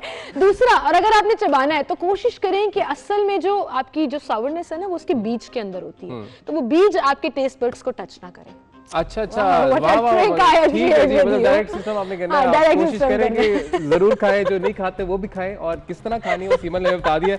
लेकिन मुझे लगता है आप बहुत ज्यादा मिर्च हो गया। आपकी आईसाइट वीक है या नहीं पहले मुझे ये बताएं। अभी बहुत नहीं हुआ, अभी बड़े फायदे हैं, बताएं आपकी आईसाइट अभी मजीद फायदे हैं। आपकी आईसाइट वीक है या नहीं? अल्हम्दुलिल्लाह बिल्कुल ठीक है। अच्छा, फिर आप थोड़ा सा कम ही खाएं, मेरी बहुत कमजोर है तो उसके लिए बेहतरीन टॉनिक है। ऐसे ख्वातीन और हज़रात जिनकी नजर कमजोर है और वो सब्जियां और इस्तेमाल फल करते हुए अपनी नजर को बेहतर करना चाहते हैं तो वो अपनी सब खुराक के अंदर मिर्च जो है वो लाजमी तौर पर शामिल कर लें। इसके साथ साथ कोविड में हम हमेशा अपने इम्यून सिस्टम की बात करते हैं ना कि आपका इम्यून सिस्टम स्ट्रांग होना चाहिए, तो हरी मिर्च के अंदर इम्यूनिटी यानी कि कुव्वत मुदाफियत के निजाम को बेहतर करने के लिए भी इंग्रेडिएंट्स मौजूद हैं। अब जितने फायदे आपने बता दिए ना तो मुझे लगता है कि आपको हजम हो रही है, आहिस्ता आहिस्ता शुरू आपको हजम हो रही है। नहीं, हजम हो क्योंकि डाइजेस्टिव सिस्टम के लिए भी अच्छी है ये। लेकिन मुझे लगता है इसको पार्ट ऑफ लाइफ बना लेना चाहिए। अगर इतने फायदे हैं तो एक एक करके शुरू करते हैं या आधी से शुरू करते हैं एक मील के साथ और उसके बाद देखेंगे मामला आगे कहाँ पे जाता है। लेकिन अच्छा, फिर मेरे से आप प्रॉमिस करें कल आप एक हरी मिर्च खाकर आएंगे। चलें ऐसा करेंगे, हरी मिर्च यहाँ पे ले आएंगे और यही। और अगर आप नहीं करेंगे ना, और अगर आप नहीं करेंगे अली, तो आप यकीन जानिए कि मैं यहाँ पर लेकर आऊंगी and I will make sure that. अच्छा, वैसे तो रात की बात भी हो जाता है, लेकिन चले आगे बढ़ते हैं। मैं आगे बढ़ते हैं जी, आगे बढ़ते हैं। एक और अच्छी खबर आपको देते हैं और अच्छी खबर खैबर पख्तूनख्वा से है हमारे पास, जहाँ पर मालम जबा में स्कीइंग कॉम्पिटिशंस हो रहे हैं और ये स्कीइंग कॉम्पिटिशंस जो हैं वो इंटरनेशनल लेवल पर हो रहे हैं। और फिर जब हम इंटरनेशनल लेवल की बात करते हैं तो डिफरेंट कंट्रीज यहाँ पर आकर पार्टिसिपेट करती हैं उसमें और करीबन 48 ममालिक हैं जिनकी टीम्स यहाँ पर आई हैं। बिल्कुल जी, गैर मुल्की जो प्लेयर्स हैं 48 प्लेयर्स वो पाकिस्तान पहुंचे हैं और खुशाइन बात यह है, अच्छी खबर ये है पहले तो उनका आना और उसके बाद उनका ये कहना कि पाकिस्तान एक महफूज मुल्क है। आप देख भी सकते हैं जी तस्वीर और यकीन मानिए इतना खूबसूरत मकाम है ये मालम जबा। और जब ये स्कीइंग कंपटीशन होता है यहाँ पे पाकिस्तान इंटरनेशनल स्नोबोर्डिंग कप अभी क्योंकि वहाँ पर हो रहा है और ये सिर्फ अभी नहीं है, और ये सिर्फ इस कप के लिए नहीं यहाँ पे आते हैं, आलमी प्लेयर्स यहाँ पे आते रहते हैं। स्कीइंग के जो शौकीन अफराद हैं उनकी ये मनपसंद जगह है मालम जबा, और यहाँ पर आते हैं और यकीनन जिनको शौक है वो एंजॉय करते हैं। मगर मेरा अभी तक जाना नहीं हुआ, मगर तस्वीर इतनी हैरान कर देने वाली होती है। अच्छा, मैंने मालम जबा देखा हुआ। अच्छा, ऑब्वियसली सर्दियों में मैं नहीं गई बिकॉज़ वी प्रेफर कि वहां ना जाएं, लेकिन इस कदर खूबसूरत जगह है वहाँ पे, बाकायदा चेयर लिफ्ट भी है और बड़ी जबरदस्त तरीके से, और स्टीप उसकी ऐसी है कि स्कीइंग के लिए परफेक्ट है। तो ये बड़ी खुशकिस्मत है आप, और यकीनन मैं ये भी यहाँ पे कहना चाहूंगा कि हमारी बहुत से ख्वाहिशें होती हैं कि हम इस मुल्क में जाएं, स्विट्जरलैंड की बात की जाती है, इधर जाएं उधर जाएं के लिए खास तौर पर ये कंट्रीज पे फर्क मगर अगर अपने मुल्क में देखा जाए, हम शायद इस तरफ देखना नहीं चाहते या सोचना नहीं चाहते, सोचते नहीं है, लेकिन आप बाहर के लोगों को देखें, फॉरेनर्स को देखें, खिलाड़ियों को देखें कि किस तरह से यहाँ पे आते हैं, खिंच चले आते हैं यहाँ की हसीन वादियों को, नज़ारे को देखते हुए। और फिर जब टूरिज्म की बात करें तो पाकिस्तान अपना मकाम आए दिन मजीद बेहतर बनाता जा रहा है। 2020 में यूके ने टॉप कंट्री करार दिया था पाकिस्तान को, पीस और टूरिज्म के पॉइंट ऑफ व्यू, दोनों चीजें बड़ी मैटर करती हैं। और यही खुशाइन चीज ये हुई कि इन 48 ममालिक के खिलाड़ियों ने पाकिस्तान को सेफ एंड साउंड कंट्री करार दिया, पाकिस्तान की बहुत तारीफ की। और हॉस्पिटैलिटी तो हमारी वैसे ही बड़ी मशहूर है कि लोग बड़ी तारीफें करते हैं। और ये गैर मुल्की खिलाड़ी ही नहीं है जो यहाँ पे पार्टिसिपेट कर रहे हैं, बल्कि इर्द गिर्द से लोग जो हैं वो भी इस स्की कॉम्पिटिशन को या स्नोबोर्ड जो चल रहे हैं, दोनों स्की भी हो रहा है और स्नोबोर्ड भी हो रहा है। मैं थोड़ा सा ये क्लियर कर दूं कि दोनों कॉम्पिटिशंस, एक पहले हुआ और अब स्नोबोर्ड वाला हो रहा है, वो भी इंजॉय करते हैं। और साथ ही साथ उनका जो मकामी लिबास है ना, मकामी लिबास भी उनका बहुत खूबसूरत लगता है। और यकीनन जी, मैं तो अभी जिसने पहले कहा कि मैं अभी तो तस्वीर में देखा है, मुझे जाने का बहुत शौक है और उम्मीद है कि मैं जल्दी यहाँ पे जा पाऊँ। मेरे लिए दुआ करें, मेरे लिए दुआ करेंगे मुझे 10 छुट्टियां इकट्ठी मिल जाए। नहीं, मैं क्यों करूं, मुझे कभी नहीं मिली तो मैं क्यों चाहूंगी कि अली को छुट्टी मिले या किसी को भी छुट्टी मिले। Obviously I miss Abuzar as well, हाँ I miss Abuzar as well, लेकिन उनकी मजबूरी है, ऑब्वियसली वो आइसोलेशन में है, वो भी कहीं नहीं जा सकते, वो भी घर पे रहे, वो भी घर पे बैठे हुए हैं। एनीवेज, इसी के साथ हम आगे बढ़ते हैं और एक और अच्छी खबर जो है वो आपके साथ शेयर करते हैं। और अच्छी खबर अभी तक के लिए अच्छी है, मैच के बाद शायद ना रहे, क्योंकि मुझे कुछ खास उम्मीदें नहीं है हमारे पाकिस्तानी प्लेयर्स। हम बात करें ना, पाकिस्तान अमन का गहवारा भी बन चुका है और पाकिस्तान एक पुरअमन मुल्क है और खिलाड़ी काफी यहाँ पे आ रहे हैं। स्नोबोर्डिंग के तो आए, स्कीइंग के लिए तो आए, मगर अब जो हमारा कौमी खेल तो नहीं है, मगर दर्जा तकरीबन वही हमने दे दिया हुआ है, क्योंकि कौमी खेल को तो हम पता नहीं कहाँ पे भूल चुके हैं। लेकिन क्रिकेट की हम क्योंकि बात कर रहे हैं, तो जनूबी अफ्रीका के खिलाफ 2 टेस्ट मैचेस की सीरीज के पहले मैच के लिए 17 रुकनी स्क्वाड के हवाले से हम आपको बता दें, ऐलान कर दिया गया है। पाकिस्तान और जनूबी अफ्रीका के दरमियान पहला टेस्ट 26 जनवरी यानी कल से कराची के नेशनल स्टेडियम में। और पाकिस्तानी टीम की क़यादत बाबर आजम कर रहे हैं, और Babar Azam I think is the only one जिनसे हमें कुछ अच्छी और बेहतर ऑप्शन मौजूद है। आप रखें उम्मीदें जी, यही इख्तिलाफ मेरा अबूजर के साथ भी था और आपके साथ भी है कि आप उम्मीदें रखें। मुझे लग नहीं रहा कि इस सीरीज में हम कुछ कर सकेंगे, खास तौर पर साउथ अफ्रीका के खिलाफ जो कि एक अच्छा रैंक रखती है। अच्छा है, लेकिन एक यकीन होम ग्राउंड का एक प्लस पॉइंट होता है। वैसे तो हमारे जो शाहीन है वो शायद घबरा जाते हैं, शाहीन शायद अपने ग्राउंड में ज्यादा घबरा जाते हैं जब कोई और खेलने आता है, लेकिन कोई बात नहीं जी, हमें उम्मीद है कि यकीनन अच्छा परफॉर्म करेंगे। स्क्वाड की क्योंकि हम बात कर रहे हैं, दीगर खिलाड़ियों का भी मैं आपको बता दूं जी, आबिद अली, इमरान भट्ट, अजहर अली, फवाद आलम, सऊद शकील, फ़हीम अशरफ, मोहम्मद नवाज, मोहम्मद रिजवान, सरफराज अहमद स्क्वाड का हिस्सा होंगे। इसके अलावा नुमान अली, साजिद खान, यासिर शाह, हारिस रऊफ, हसन अली, शाहीन शाह अफरीदी और ताबिश खान भी कौमी स्क्वाड का हिस्सा है। अबूरी 20 रुकनी जो स्क्वाड है उसमें शामिल कामरान गुलाम, अब्दुल्ला शफीक और सलमान अली आगा को 17 प्लेयर्स की फहरिस्त से बाहर कर दिया गया। मुझे ये सिलेक्शन समझ नहीं आती, मुझे प्लेयर्स की सिलेक्शन, आप सीनियर्स को मौका नहीं देते, आप उन तमाम यंगस्टर्स को टेस्ट मैच खिला रहे हैं, मतलब आप टेस्ट में भी टेस्टिंग कर रहे हैं कि कौन सा प्लेयर चल गया कौन सा नहीं। Test cricket is a way to mature cricket. अच्छा, वैसे तो मेरी आपका एक्सपीरियंस बहुत मैटर करता है। आपकी जो वैसे स्पोर्ट्स के हवाले से समझ है वो यकीनन मेरे से ज्यादा ही होगी आपके वालिद साहब की वजह से, लेकिन यकीनन इसमें भी दो राय पाई जाती है, जब यंगस्टर्स को मौका नहीं दिया जाता तो तब फिर तनकीद। आप मौका दें, आप वनडे स्क्वाड का हिस्सा बना लें, आप T20 का बना लें। मैं वही बात कर रही हूँ कि टेस्ट मैच और टेस्ट क्रिकेट जो है इट्स अ मैच्योर क्रिकेट, आपकी रैंकिंग डिपेंड करती है उसके अंदर। अगर आप तजुर्बे करेंगे और वो ना चल सके तो फिर उन बेचारे प्लेयर्स का करियर शुरू होने से पहले ही क्रिटिसाइज होकर खत्म हो जाएगा। बहरहाल ट्रेनिंग और प्रैक्टिस टीम को दस्तयाब है और ये तमाम लोग जो हैं इस वक्त मौजूद हैं, वहां पर ट्रेनिंग कर रहे हैं। साथ ही साथ तमाम प्लेयर्स की कराची टेस्ट में जो डेब्यू है उनसे उम्मीदें, वही बात, उम्मीदें बढ़ गई हैं, प्रेशर बढ़ गया है, लोग बात करेंगे, वो परफॉर्म नहीं कर सकेंगे तो क्रिटिसाइज होंगे। बिल्कुल जी, परफॉर्म नहीं कर सकेंगे, क्रिटिसाइज होंगे। और ये भी एक बहुत बड़ा मसला है ना, हमारी क्रिकेट को लेकर खास तौर पे कि आए दिन कोई ना कोई इशू बना रहता है, कोई ना कोई प्रोपेगेंडा भी स्टार्ट हुआ होता है और कोई ना कोई फॉल्स न्यूज़ भी जो है वो एक सर्कुलेट कर दी जाती है, और उससे बड़ा ना सिर्फ प्लेयर्स पे बल्कि जो कैप्टन है और जो कोच हैं, हेड कोच, उन पे भी बड़ा प्रेशर रहता है। तो फिर इस सारी प्रेशर के अंदर फिर उस तरीके से परफॉर्म करना, परफॉर्मेंस देना और फिर मैच को जीतना, वो भी एक यकीनन ये भी इस तरफ भी देखना चाहिए, इस तरफ भी देखना चाहिए। बिल्कुल सही कह रहे हैं आप। और लेकिन देखते हैं कल मैच शुरू होने जा रहा है और कल पहला दिन कैसा रहता है मैच का और हम क्या परफॉर्म करते हैं। ऑल्दो साउथ अफ्रीका की टीम, जैसे हमने जिक्र किया था, उसमें भी कुछ न्यू प्लेयर्स हैं and they are trying their own potential as well. So let's see how it turns out. You never be हो सकता। लेकिन अच्छी बात ये है, I want to be wrong in this situation. I want Pakistan to win, ताकि मैं ये कह सकूं कि देखा मैं गलत हो गई, देखा पाकिस्तान जीत है ना। हाँ, लेकिन मुझे लगता नहीं ऐसा होगा। देखिए वो ऑब्वियसली फैक्ट्स एंड फिगर्स आप देखें तो थोड़ी सी आपको सिचुएशन और नजर आती है, लेकिन ऑब्वियसली जी हम वी ब्लीड ग्रीन, हम ये बोलते हैं क्योंकि हम शाहीन है और परवाज ऊंची करनी है, वो अलग बात है कि कोई टकरा के वापस ना आ जाए, लेकिन हमें उम्मीद अच्छी रखनी चाहिए। आप ब्रेक लेनी है जी? हाँ जी बिल्कुल, ब्रेक लेते हैं और दोबारा हाजिर होंगे, हमारे साथ रहिए।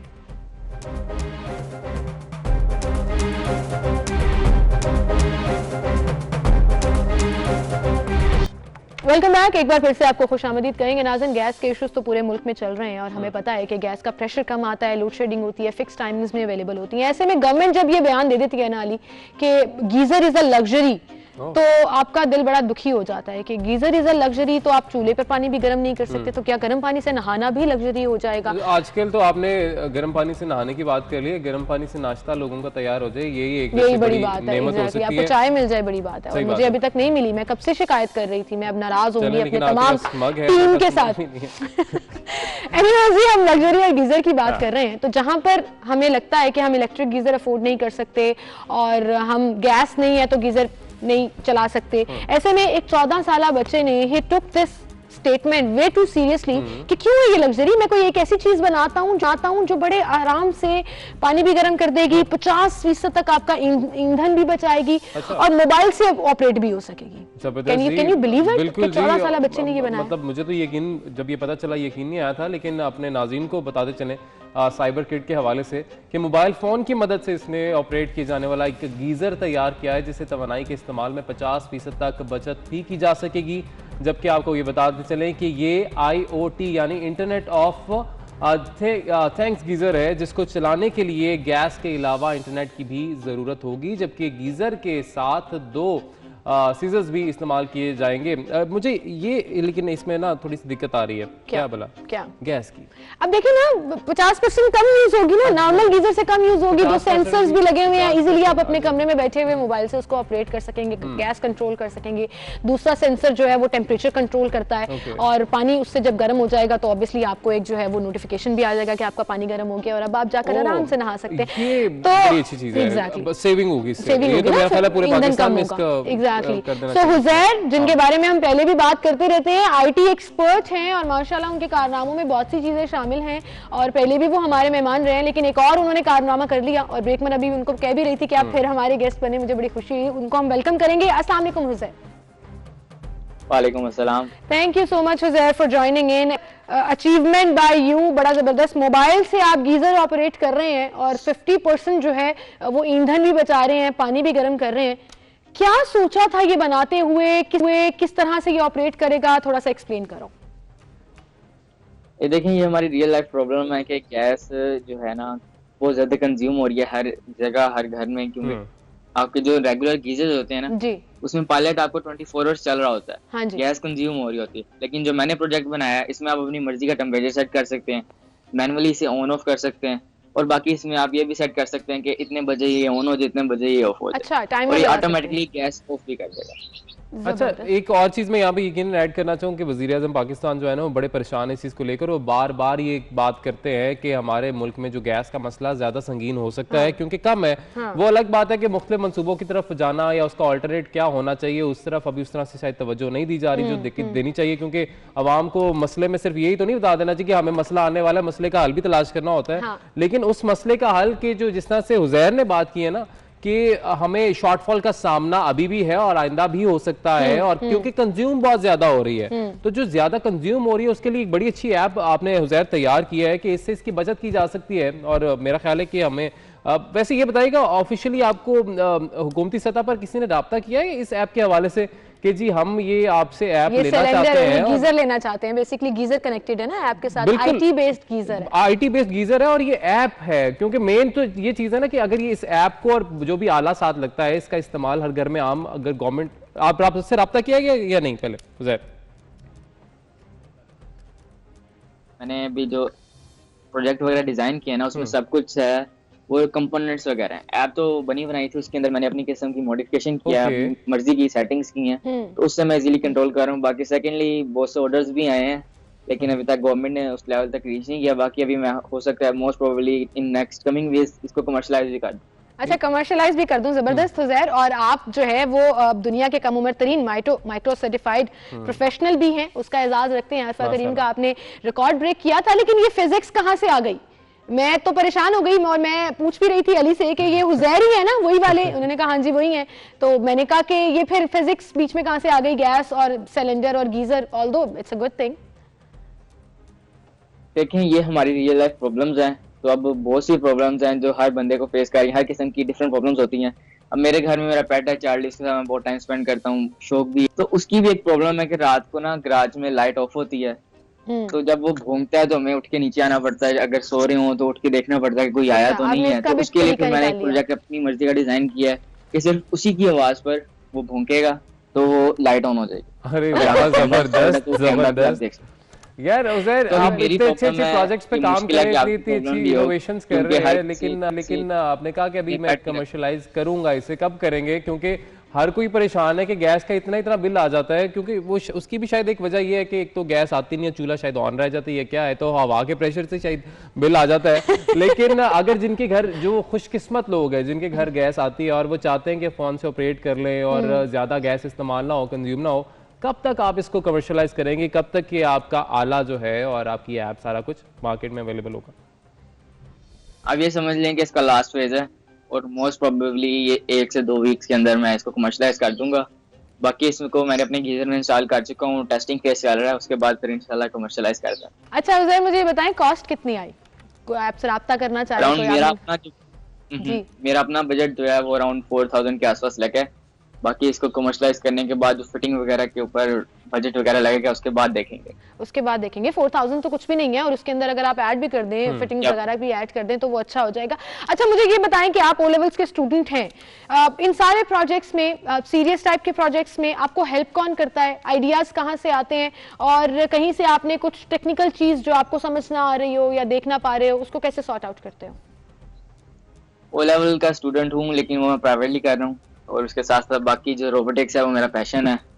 2015 में फास्ट यूनिवर्सिटी ने EE डिपार्टमेंट का ऑनरी मेंबर डिक्लेयर किया था, तो तब से उनकी रोबोटिक्स की वर्कशॉप अटेंड करके वहाँ से बहुत सी चीजें सीखी हैं। वहाँ पर कुछ ऐसे स्टूडेंट्स मेरे फ्रेंड्स बन गए हैं कि अब वो PhD वगैरह कर रहे हैं, तो अगर मुझे कोई प्रॉब्लम वगैरह होती है तो उनसे थोड़ा बहुत सीख लिया। बाकी वहाँ के टीचर्स जो हैं रोबोटिक्स से, सर उमर सलीम और बाकी इस तरह के टीचर्स हैं, उनसे भी नो हाउ ले ली। अच्छा, जैसे नॉर्मली उज़ैर कहा जानी उम्र से बड़े लोगों के साथ दोस्ती नहीं करनी चाहिए, घर वाले इस आपको मना नहीं करते मेरे ख्याल से, इतने लाइक बच्चे को कभी नहीं मना करते। उस सेंस में तो आपने बिल्कुल ठीक कहा सीमा, लेकिन ये भी कहा जाता है कि करनी भी चाहिए क्योंकि आपको सीखने को काफी कुछ मिलता है। तो आपने अभी तक क्या कुछ सीखा है इनसे, ये भी हमें उज़ैर बताइएगा।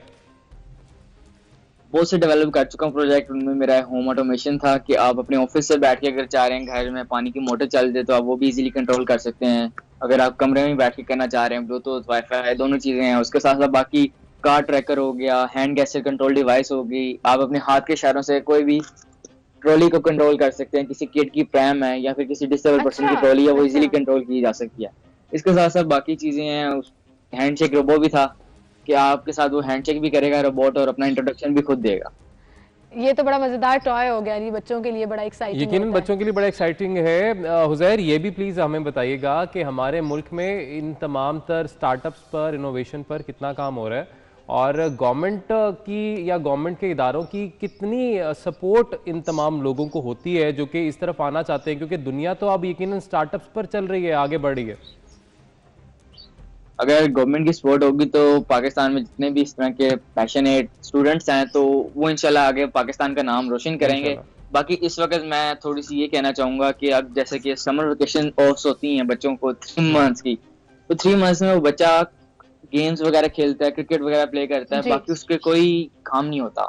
तो मैं ये कहना चाहूंगा कि गवर्नमेंट को चाहिए कोई ऐसा स्किल्स सेंटर डेवलप कर ले कि उन 3 मंथ्स में बच्चा वहां पर स्किल्स ले ले, और बाकी फिर इन मैट्रिक में आने वाले जो बच्चे होंगे उनकी स्किल्स ऐसी डेवलप होंगी कि हम उनसे अच्छी तरह कर सकते हैं, उनका जो पैशन होगा वो इजीली डेवलप हो जाएगा और वो अच्छी तरह अपनी फील्ड में काम कर सकेंगे। बड़ी ज़बरदस्त बात की आपने उज़ैर, और ये बात हम हमेशा करते आए हैं कि स्किल एजुकेशन के ऊपर फोकस करना चाहिए। उज़ैर बहुत शुक्रिया आपका, आप हमारे साथ मौजूद। और वो छोटा सा बच्चा देखें कितनी बड़ी बात कर रहा था कि हम लोग यहाँ पर फोकस हो जाते हैं थेरीज, रट्टे मारो, टेक्स्ट बुक के अंदर जो लिखा है वो पढ़ो और एग्जाम दे दो। स्किल्स के ऊपर, प्रैक्टिकलिटी के ऊपर कोई काम नहीं कर, बिल्कुल इस पर कोई काम नहीं हो रहा। और जो यहाँ पर काम हो रहा है, कुछ स्कूल्स ऐसे हैं, यकीनन प्राइवेट स्कूल्स हैं और उनकी फीसेस बहुत ज़्यादा होती हैं, हर कोई अफोर्ड नहीं कर सकता। गवर्नमेंट इस तरफ आना चाह रही है और एक यकसा निज़ाम तालीम की तरफ आना चाह रही है, और उसमें बहुत सी अच्छी चीज़ें भी प्लान में हैं, लेकिन यकीनन इम्प्लीमेंट पर एक सवाल है कि कब और कैसे उसको इम्प्लीमेंट किया जाएगा। और आपके पास जो भी मुलाजमीन भर्ती है या टीचर्स का अमला मौजूद है,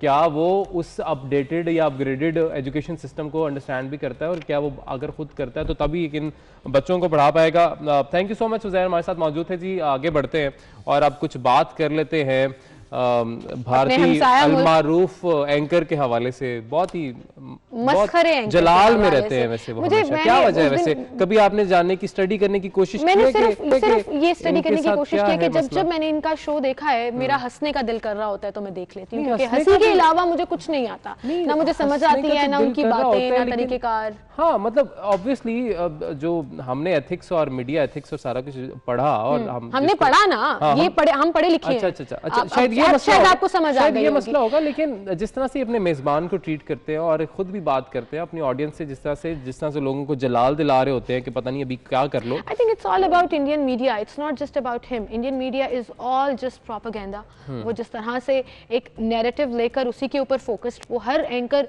ये थोड़े मजाहिया हो जाते हैं और थोड़े ज्यादा हाइपर हो जाते हैं। लेकिन बात वही है ना सीमा, लेकिन बात वही है कि यकीनन हाइपर हो जाते हैं और एक नैरेटिव इंडियन मीडिया लेकर चल तो रहा होता है, लेकिन पर्दे के आगे क्या कुछ होता है ये तो सब देखते हैं, लेकिन पर्दे के पीछे वाली चीजें जो है ना, कभी कभी वो किया किसके ऊपर जाता है, कभी कभी वो पर्दे के पीछे वाली चीजें जो है वो सामने आ जाती हैं और बहुत फिर इनके लिए भारी साबित होती है, खाना पड़ती है। और ऐसा ही हो रहा है अर्नब गोस्वामी के साथ, जिनके खिलाफ उनके मुल्क में मुजाहिरों का सिलसिला जारी है। मुजाहिरीन की जानिब से रिपब्लिक टीवी, जिसके साथ ये मुंसलिक भी हैं, उनका लाइसेंस मंसूख करने और गिरफ्तारी का मुतालिबा किया जा रहा है।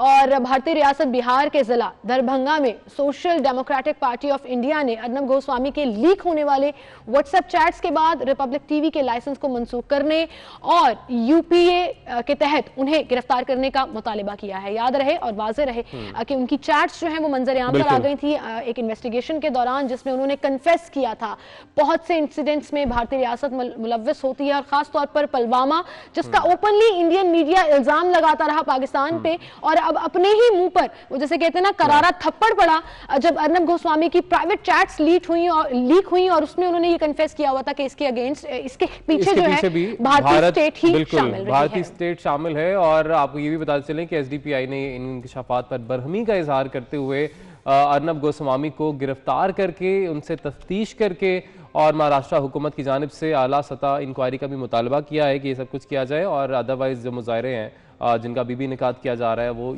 जारी और सारी रहेंगे। आपको ये भी बताएं कि एसडीपीआई के रहनुमाओं ने सवाल उठाया है कि कौमी सलामती से मुतालिक मालूमात को अर्नब गोस्वामी तक कौन पहुंचा रहा था, क्योंकि उनका जो चैट्स में दावा किया गया था वो यही था कि शायद उनको कोई बता रहा था, उनके पास पहले से इंटेल मौजूद होती थी और अगर कहीं पर कुछ होता था तो उनको बता होता था। पुलवामा अटैक से पहले ही he was talking about Pulwama attack in this chat। बिल्कुल, और यही लीक हुई है और इसी के खिलाफ अब मुजाहिरे भी हो रहे हैं। तो अब यही कहा जा रहा है कि उसका जो मोबाइल फ़ोन है उसको एक दफ़ा फिर से जब्त किया जाए, उसको चेक किया जाए, उससे पूछा जाए कि वो क्यों भारत के जो 40 फौजी हैं उनकी लाशों पर जश्न मना रहा था, उनकी जो चैट्स में चीज़ें। पाकवानी जुबैर अहमद लून और एजाज मकबूल तालिब इल्म, जिन्हें श्रीनगर के मुजाफात में भारतीय फ़ौज ने मावराए अदालत बेदर्दी से कत्ल किया, शहीद कर दिया गया। इन मजलूम कश्मीरियों को और उनकी आहें दुनिया भर में सुनी जा रही हैं, लेकिन दुनिया हमेशा की तरह खामोश बैठी है। एक हफ्ता पहले बरतानवी पार्लियामेंट में भी मकबूजा कश्मीर पर ज़बरदस्त बहस की गई, जिसमें बरतानवी पार्लियामान के मेंबरान ने खुलकर भारतीय रियासती दहशतगर्दी और कश्मीर में इंसानी हकूक की संकीन खिलाफ वर्जियों की मजम्मत की।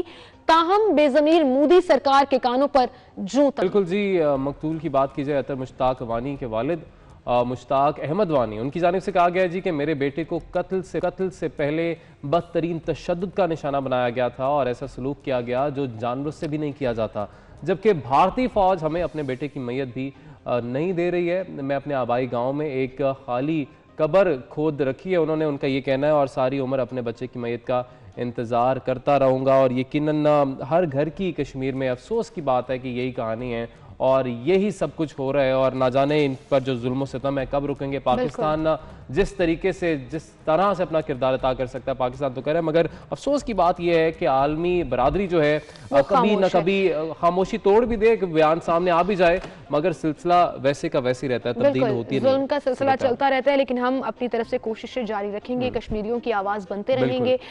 इस मासूम शहीद बच्चे के वालिद ने क्या कहा आपको वो सुनवाते हैं। अगर मुझे कल court, supreme court, high court तक जाना भी पड़ा तो मैं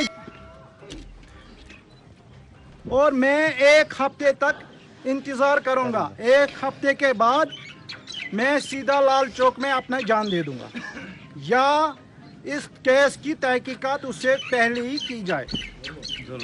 बाकी पुलिस वालों ने भी अपना रिपोर्ट दे दिया कि इसका कोई एफआईआर, इन तीनों का कोई एफआईआर नहीं था, ये किसी केस में मुलवस नहीं थे। आज ये बोल रहे हैं कि ये ओजीडब्ल्यू हैं, मतलब कल ये इसका डिटेल बनाएंगे कि नहीं ये दहशतगर्द। इस बाप की दुहाई, इस बाप के शिकवे शायद किसी की समझ में आए जो एक्चुअली अपना रोल प्ले कर सके, कश्मीरियों को उनका हक, उनकी आज़ादी दे सके।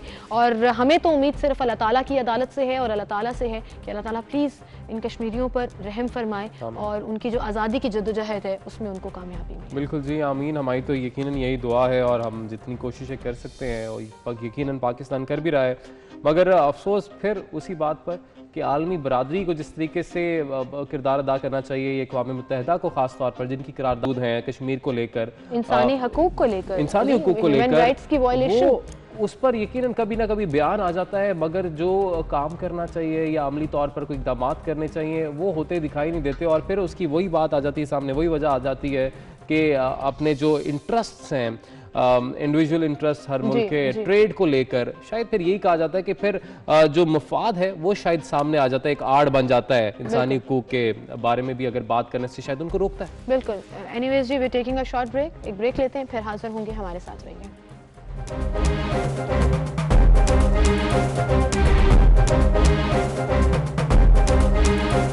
स्टोरी। अस्सलाम वालेकुम जी, वेलकम बैक। और मैं स्टोरी ढूंढ रही थी और मुझे स्टोरी नहीं मिल रही थी, तो अली मुझे कह रहे थे कोई बात नहीं, आपको पता है, आप कर लें एक्सप्लेन, और वो मुझे कह रहे थे कि आप नहीं करनी है, नहीं करनी मैंने, करें।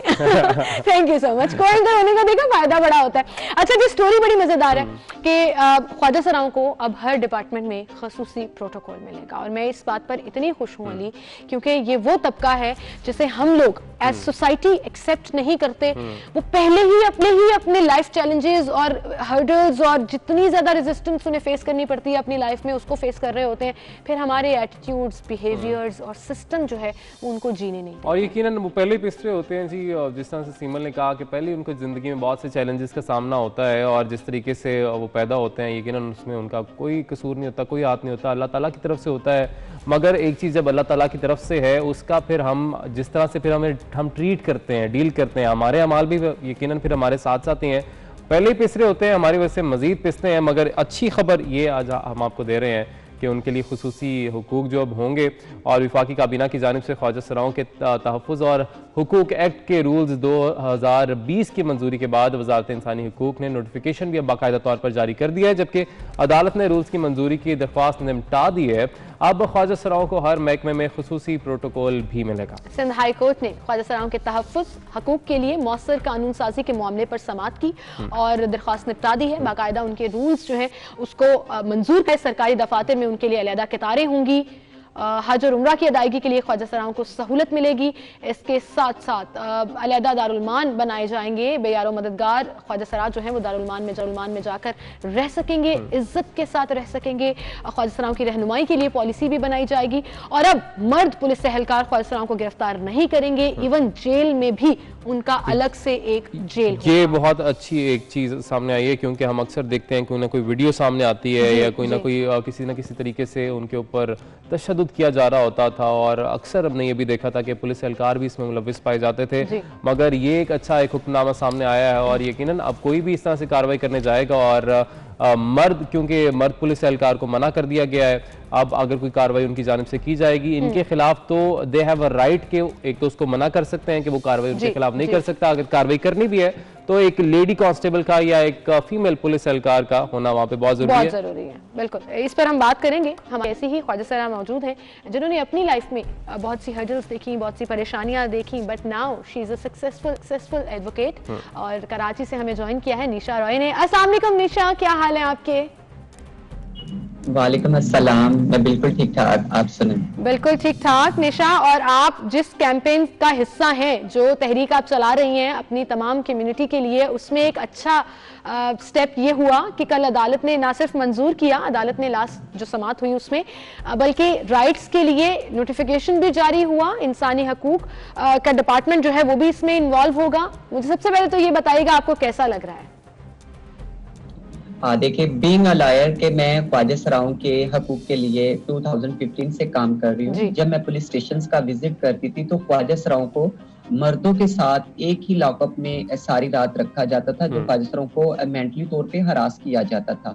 देखिए कि एक गवर्नमेंट डिपार्टमेंट है और वहां पर ख्वाजा सराओं को मेंटली तौर पर हरास किया जा रहा है, ये बात बहुत अजीब सी ख्वाजा सराओं को होती थी। और अक्सर हम एसएसपी से और एसएचओ से जाकर कंप्लेन करते थे कि या तो ख्वाजा सराओं को अलग से बाहर बिठा दिया जाए या हम उनकी गारंटी देते हैं कि वो सुबह कोर्ट में आ जाएंगे। लेकिन ये जो रूल्स हमारे लिए बनाए गए हैं, हमारे लिए जो एक्ट में ये अब इम्प्लीमेंटेशन किया गया है या हमारे पर ऑर्डर पास हुआ है, इस पर हम गवर्नमेंट का और अदलिया का खैर मकदम करते हैं कि ये हमारे लिए बड़ा अच्छा स्टेप है, क्यों इससे ये होगा कि ख्वाजा सराओं को पाकिस्तान के अंदर तहफ़्फ़ुज़ मिलेगा। बिल्कुल, यकीनन इससे ये होगा कि तहफ़्फ़ुज़ मिलेगा ख्वाजा सराओं को। अच्छा, आप कितनी पुरुमीद हैं? यकीनन कवानीन पहले भी बहुत सारे मौजूद थे मौजूद हैं, मगर उन पर इम्प्लीमेंटेशन उस तरीके से नहीं होता, इंतज़ामिया शायद उस तरीके से अमल दरामद नहीं करवा पाती या कर पाती। तो आप कितनी पुरुमीद हैं कि अब ये जो नए रूल सामने आए हैं इनसे काफ़ी हद तक आपको लगता है कि राइट्स प्रोटेक्ट किए जा सकेंगे ख्वाजा सराओं के? जी, अब हम बहुत ज़्यादा पुरुमीद हैं, इसलिए कि हमारे लिए अब गवर्नमेंट संजीदगी से काम कर रही है। हमारे पर डिपार्टमेंट्स जो गवर्नमेंट के हैं वो काम कर रहे हैं। पहले हमारे लिए free education, job quota system, ID card, इस तरह का कुछ भी नहीं था। और सेकंड, हमारे लिए कभी भी मीडिया कवरेज में अनाउंसमेंट या अदलिया में हमारे लिए इस तरह प्रॉपर तरीके से अनाउंसमेंट नहीं की जाती। अब सोसाइटी भी समझती है, लोग हमें कोऑपरेट कर रहे हैं। मुझे लगता है इंशाल्लाह इस पर बहुत जल्द अमल दरामद होगा। बिल्कुल, बहुत जल्द अमल दरामद होगा, लेकिन उसके लिए भी डेफिनेटली आपको एक फाइट तो लड़नी पड़ेगी। इम्प्लीमेंटेशन तो हम यहाँ पर देखते हैं कि किसी भी चीज़ के ऊपर उस तरह से हो नहीं पाते। अब निशा, ये सिंध हाई कोर्ट का डिसीजन है और ऑब्वियसली सिंध में इसके ऊपर इम्प्लीमेंटेशन शुरू होगी। अब आपकी तहरीक क्या रहेगी कि ये पूरे पाकिस्तान में हो, पंजाब में भी हो, केपीके में भी हो, गिलगित बल्तिस्तान में भी हो, बलूचिस्तान में भी हो, क्योंकि कम्युनिटी तो ऑल ओवर द कंट्री मौजूद है ही। अभी मैं थोड़ा सा एक रेफरेंस उसका भी दे दूं, जो लाहौर हाई कोर्ट ने डिसीजन लिया जिसमें इम्तिहानात मुलतवी कर दिए जब तक डिसीजन नहीं आएगा। जो फयाज और फैजी ट्रांसजेंडर है जिनको रिजेक्ट किया गया था नौकरी से, आपने वो भी केस देखा होगा। तो खुशाइंद इकदामात तो हर जगह हो ही रहे हैं, लेकिन हमें खुद भी इसके लिए स्ट्रगल करना होगा। जो ख्वाजा सरा पाकिस्तान के अंदर पढ़े लिखे हैं वो एक तहरीक चलाएं, अपने अपने एरियाज में, अपने अपने इलाकों में जाकर इस पर काम करें ताकि गवर्नमेंट संजीदगी से इस पर काम कर सके। जब हम लोग अपने हकूक के लिए आवाज नहीं उठाएंगे तो गवर्नमेंट हमारे लिए कुछ नहीं करेगी। ये बड़ी अच्छी बात है कि हमारे लिए ये स्टेप लिया गया, लेकिन हमें भी संजीदगी से इस पे काम करना चाहिए। लेकिन खुद को भी संजीदगी से काम करना चाहिए। अच्छा, सबसे पहले तो हमें ये बताइएगा कि ख्वाजा सराओं की जो इस वक्त जिंदगी है या उनके हालात हैं, उनको बेहतर करने के लिए क्या इकदाम किए जा रहे हैं गवर्नमेंट की तरफ से? जॉब अपॉर्चुनिटीज के हवाले से क्या इकदाम किए जा रहे हैं? एजुकेशन को लेकर क्या किए जा रहे हैं, ये भी बताइएगा। और दूसरा, जो आपने जिक्र किया है कि खुद को खुद बदलना है, खुद के लिए खुद आवाज उठानी है, तो अपने हालात को खुद बदलने के लिए कितना मुत्तहिद है ख्वाजा सरा, और अपनी जिंदगी को यकीनन जो कि एक बहुत मुश्किल जिंदगी है उसको बेहतर बनाने के लिए खुद कितने पुरअज़्म है? देखिए, पहले हमारी कम्युनिटी के लिए बहुत ज्यादा सोसाइटी में बैरियर्स थे, हमारे लिए ऑप्शन नहीं था। अब माशाल्लाह सोसाइटी में हमें जॉब्स भी मिल रही हैं, प्राइवेट सेक्टर्स, गवर्नमेंट सेक्टर्स में अब हमारे ख्वाजा सरा जॉब कर रहे हैं, जिससे जो हमारी यूथ है ट्रांसजेंडर्स, उन पे अच्छा असर आ रहा है। वो भी अब पढ़ रहे हैं, अब वो जो हमारा ओल्ड कल्चर था उससे बाहर निकल के अब एजुकेशन की तरफ है, एम्पावरमेंट की तरफ है, ताकि सोसाइटी में ख्वाजा सरा भी इज्जत के साथ जाके काम कर सके। बिल्कुल सही कहा है आपने, लेकिन बात फिर वही आ जाती है कि गवर्नमेंट इकदाम क्या हैं? क्या आप लोग इस चीज के ऊपर बात कर रहे हैं कि अलग से स्कूल्स बनाए जाएं जहां पर ख्वाजा सराओं को मुफ्त तालीम दी जा सके, ताकि एक तो वो बुली ना हो सके?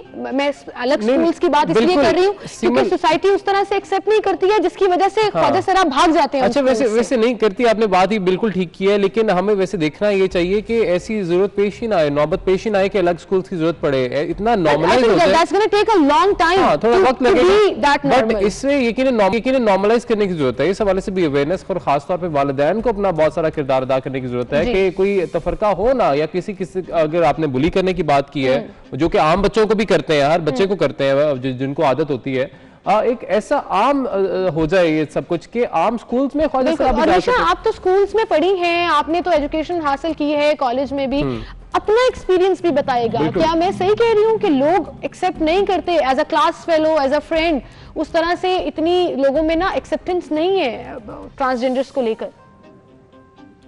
देखिए, जिस दौरान मैंने स्टडी की है उस टाइम इतना ज़्यादा मीडिया हमें सपोर्ट नहीं कर रहा था। सबसे पहले तो मैं मीडिया का और जितने भी ये न्यूज़ चैनल्स हैं इनका थैंक्स करती हूँ, इन्होंने हमें बहुत ज़्यादा प्रमोट किया, हमें रिस्पेक्ट दी, ताकि हम भी इसी सोसाइटी का हिस्सा और हमें इज्जत मिली।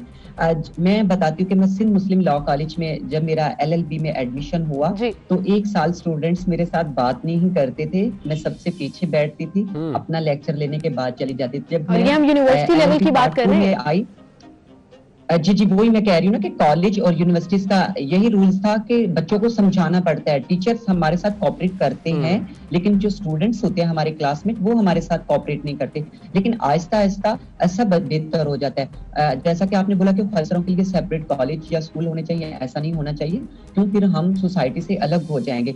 मैं चाहती हूँ कि ख्वाजा सराओं को नॉर्मल बच्चों के साथ, ताकि बच्चों को पता हो कि ये भी एक जिन्स है, तो ताकि हमें इनके साथ प्यार करना चाहिए, ये भी हमारी तरह इंसान है। अगर हम इनको अलग रखेंगे हर चीज में तो क्या होगा कि सोसाइटी को एक नई चीज देखने को मिलेगी। अगर हम सोसाइटी के अंदर रहकर ही अपनी परवरिश करेंगे तो हमें ज्यादा प्रॉब्लम नहीं होगी, ना सोसाइटी को। बिल्कुल सही कहा है आपने निशा। एक्सेप्टेंस के लिए अवेलेबिलिटी और उन लोगों को वहीं पर मौजूद होना पड़ेगा, तभी सिचुएशन बेहतर होगी। Well, thank you so much Nisha for being with us, और इतना जबरदस्त ये काम जिसको हम अप्रिशिएट करते हैं। एंड ट्रस्ट मी, हमारा ये प्लेटफॉर्म 24/9 का प्लेटफॉर्म आपके लिए हमेशा अवेलेबल रहेगा। किसी भी इशू किसी भी टॉपिक के ऊपर आपने आवाज बुलंद करनी हो, क्योंकि हम ये समझते हैं कि रिस्पेक्ट का हकदार हर तबका है, हर इंसान है, और आप भी उतने ही पाकिस्तानी हैं, उतने ही शहरी हैं जितने मैं या अली। और मैं यकीनन ये बात दोबारा से रिपीट करना चाहूंगा कि पहले से ही बहुत से इनको चैलेंजेस का सामना होता है जो ख्वाजा सरा होते हैं, मगर इज्जत करनी चाहिए जिस तरीके से कर सकते हैं, क्योंकि खुदा ताला की तरफ से और वालिदैन का बहुत बड़ा रोल होता है। तरबियत अपने बच्चों की ऐसी करें कि ख्वाजा सरा क्या किसी की भी यकीनन उसका ना मजाक उड़ाए, ना तज़ीक करें, किसी तरीके से उसे बुली ना करें। वालिदैन का एक बहुत बड़ा रोल। आई थिंक मैं देख रही हूँ कि हम उस रास्ते पर गामजन हैं जहाँ वो वक्त दूर नहीं है कि एज अ सोसाइटी हम ना सिर्फ इस तबके को एक्सेप्ट कर लेंगे बल्कि अपने साथ दोस्ती करेंगे, बिठाएंगे और सब कुछ करेंगे। इसी के साथ हम आगे बढ़ेंगे और आज के दिन की मुनासबत से भी बात करते हैं। आपको बताएं, मारूफ अदाकारा रूही बानो को मद्दाहों से पिछड़े आज 2 साल गुजर गए हैं। सदारती अवार्ड याफ्ता एक बड़ा नाम रूही बानो 70 और 80 की दिहाई में ड्रामों में इंतहाई मकबूल तरीन अदाकार। बिल्कुल जी, रूही बानो 10 अगस्त 1951 को कराची में पैदा हुई। वो पाको हिंद के मशहूर तलबा नवाज उस्ताद, आपको बताते चलें कि अल्लाह रखा उनकी साहबजादी थी और उनके 3 भाई उस्ताद जाकिर हुसैन, तौफीक कुरैशी और फजल कुरैशी भी भारत की फिल्म इंडस्ट्री में इस फन से वाबस्ता हैं, जबकि बहन रुबीना यास्मीन शोबिस की तरफ वो नहीं आई। रूही बानो की बात की जाए तो गवर्नमेंट कॉलेज लाहौर से नफ्सियात के मज़ामीन जो हैं उसमें मजमून में उन्होंने मास्टर किया और इसी दौरान बहसियत तालिब इल्म TV के क्विज प्रोग्राम में शिरकत के मौके पर ड्रामा अदाकारी की पेशकश हुई। और मज़े की बात यह है कि उसके बाद से ही उनका वो ड्रामा सीरियल पहला आया, वो इस पेशकश के बाद से कदम रखा। कराची से हसीना मुइन की ये ड्रामा सीरियल थी जी, किरण कहानी, जिसका आप जिक्र कर रहे हैं, और उसके बाद फिर उन्होंने कई ड्रामों में काम किया। कला कहानी, कांच का पुल, जर्द गुलाब, हैरत कदा, दरवाज़ा। ये वो लेजेंड अदाकार हैं जिन्होंने पाकिस्तानी फिल्म इंडस्ट्री में, पाकिस्तानी ड्रामा इंडस्ट्री में बड़ा इंपॉर्टेंट रोल प्ले किया। और रूही बानो का एक बड़ा नाम, और न सिर्फ पाकिस्तान में बल्कि दुनिया भर में उन्होंने बहुत से मद्दाह बनाए, पाकिस्तान का नाम रोशन भी किया। और 2 साल पहले वो अपने खालिक हकीकी से जा मिली। अल्लाह ताला उन्हें करवट करवट जन्नत नसीब करे और उनके मदा आज भी उनको याद रखे हुए। और ये भी अपने नाज़रीन को साथ साथ बताते चलें कि 14 अगस्त 1981 को उनको सदाती तगमा बराए हुस्न कारकर्दगी से नवाजा गया था और यकीनन ख्वाहिश होती है जी एक फनकार की कि उन्हें ये अवार्ड से नवाजा जाए, क्योंकि यही वो रिवॉर्ड्स होते हैं, बिल्कुल यही वो रिवॉर्ड्स होते हैं जो कि वो एक्सपेक्ट कर रहे होते हैं कि जो उन्होंने इतनी मेहनत की है, काम किया अपने मुल्क के लिए, अपनी इंडस्ट्री के लिए, तो उनको कुछ ना कुछ तो मिलना चाहिए। बिल्कुल कुछ ना कुछ जरूर मिलना चाहिए। इसी नोट पर हम आपसे इजाजत चाहेंगे। इंशाल्लाह कल सेम टाइम पर फिर से मुलाकात होगी। आप सब अपना बहुत सा ख्याल रखिएगा। अल्लाह हाफ़िज़।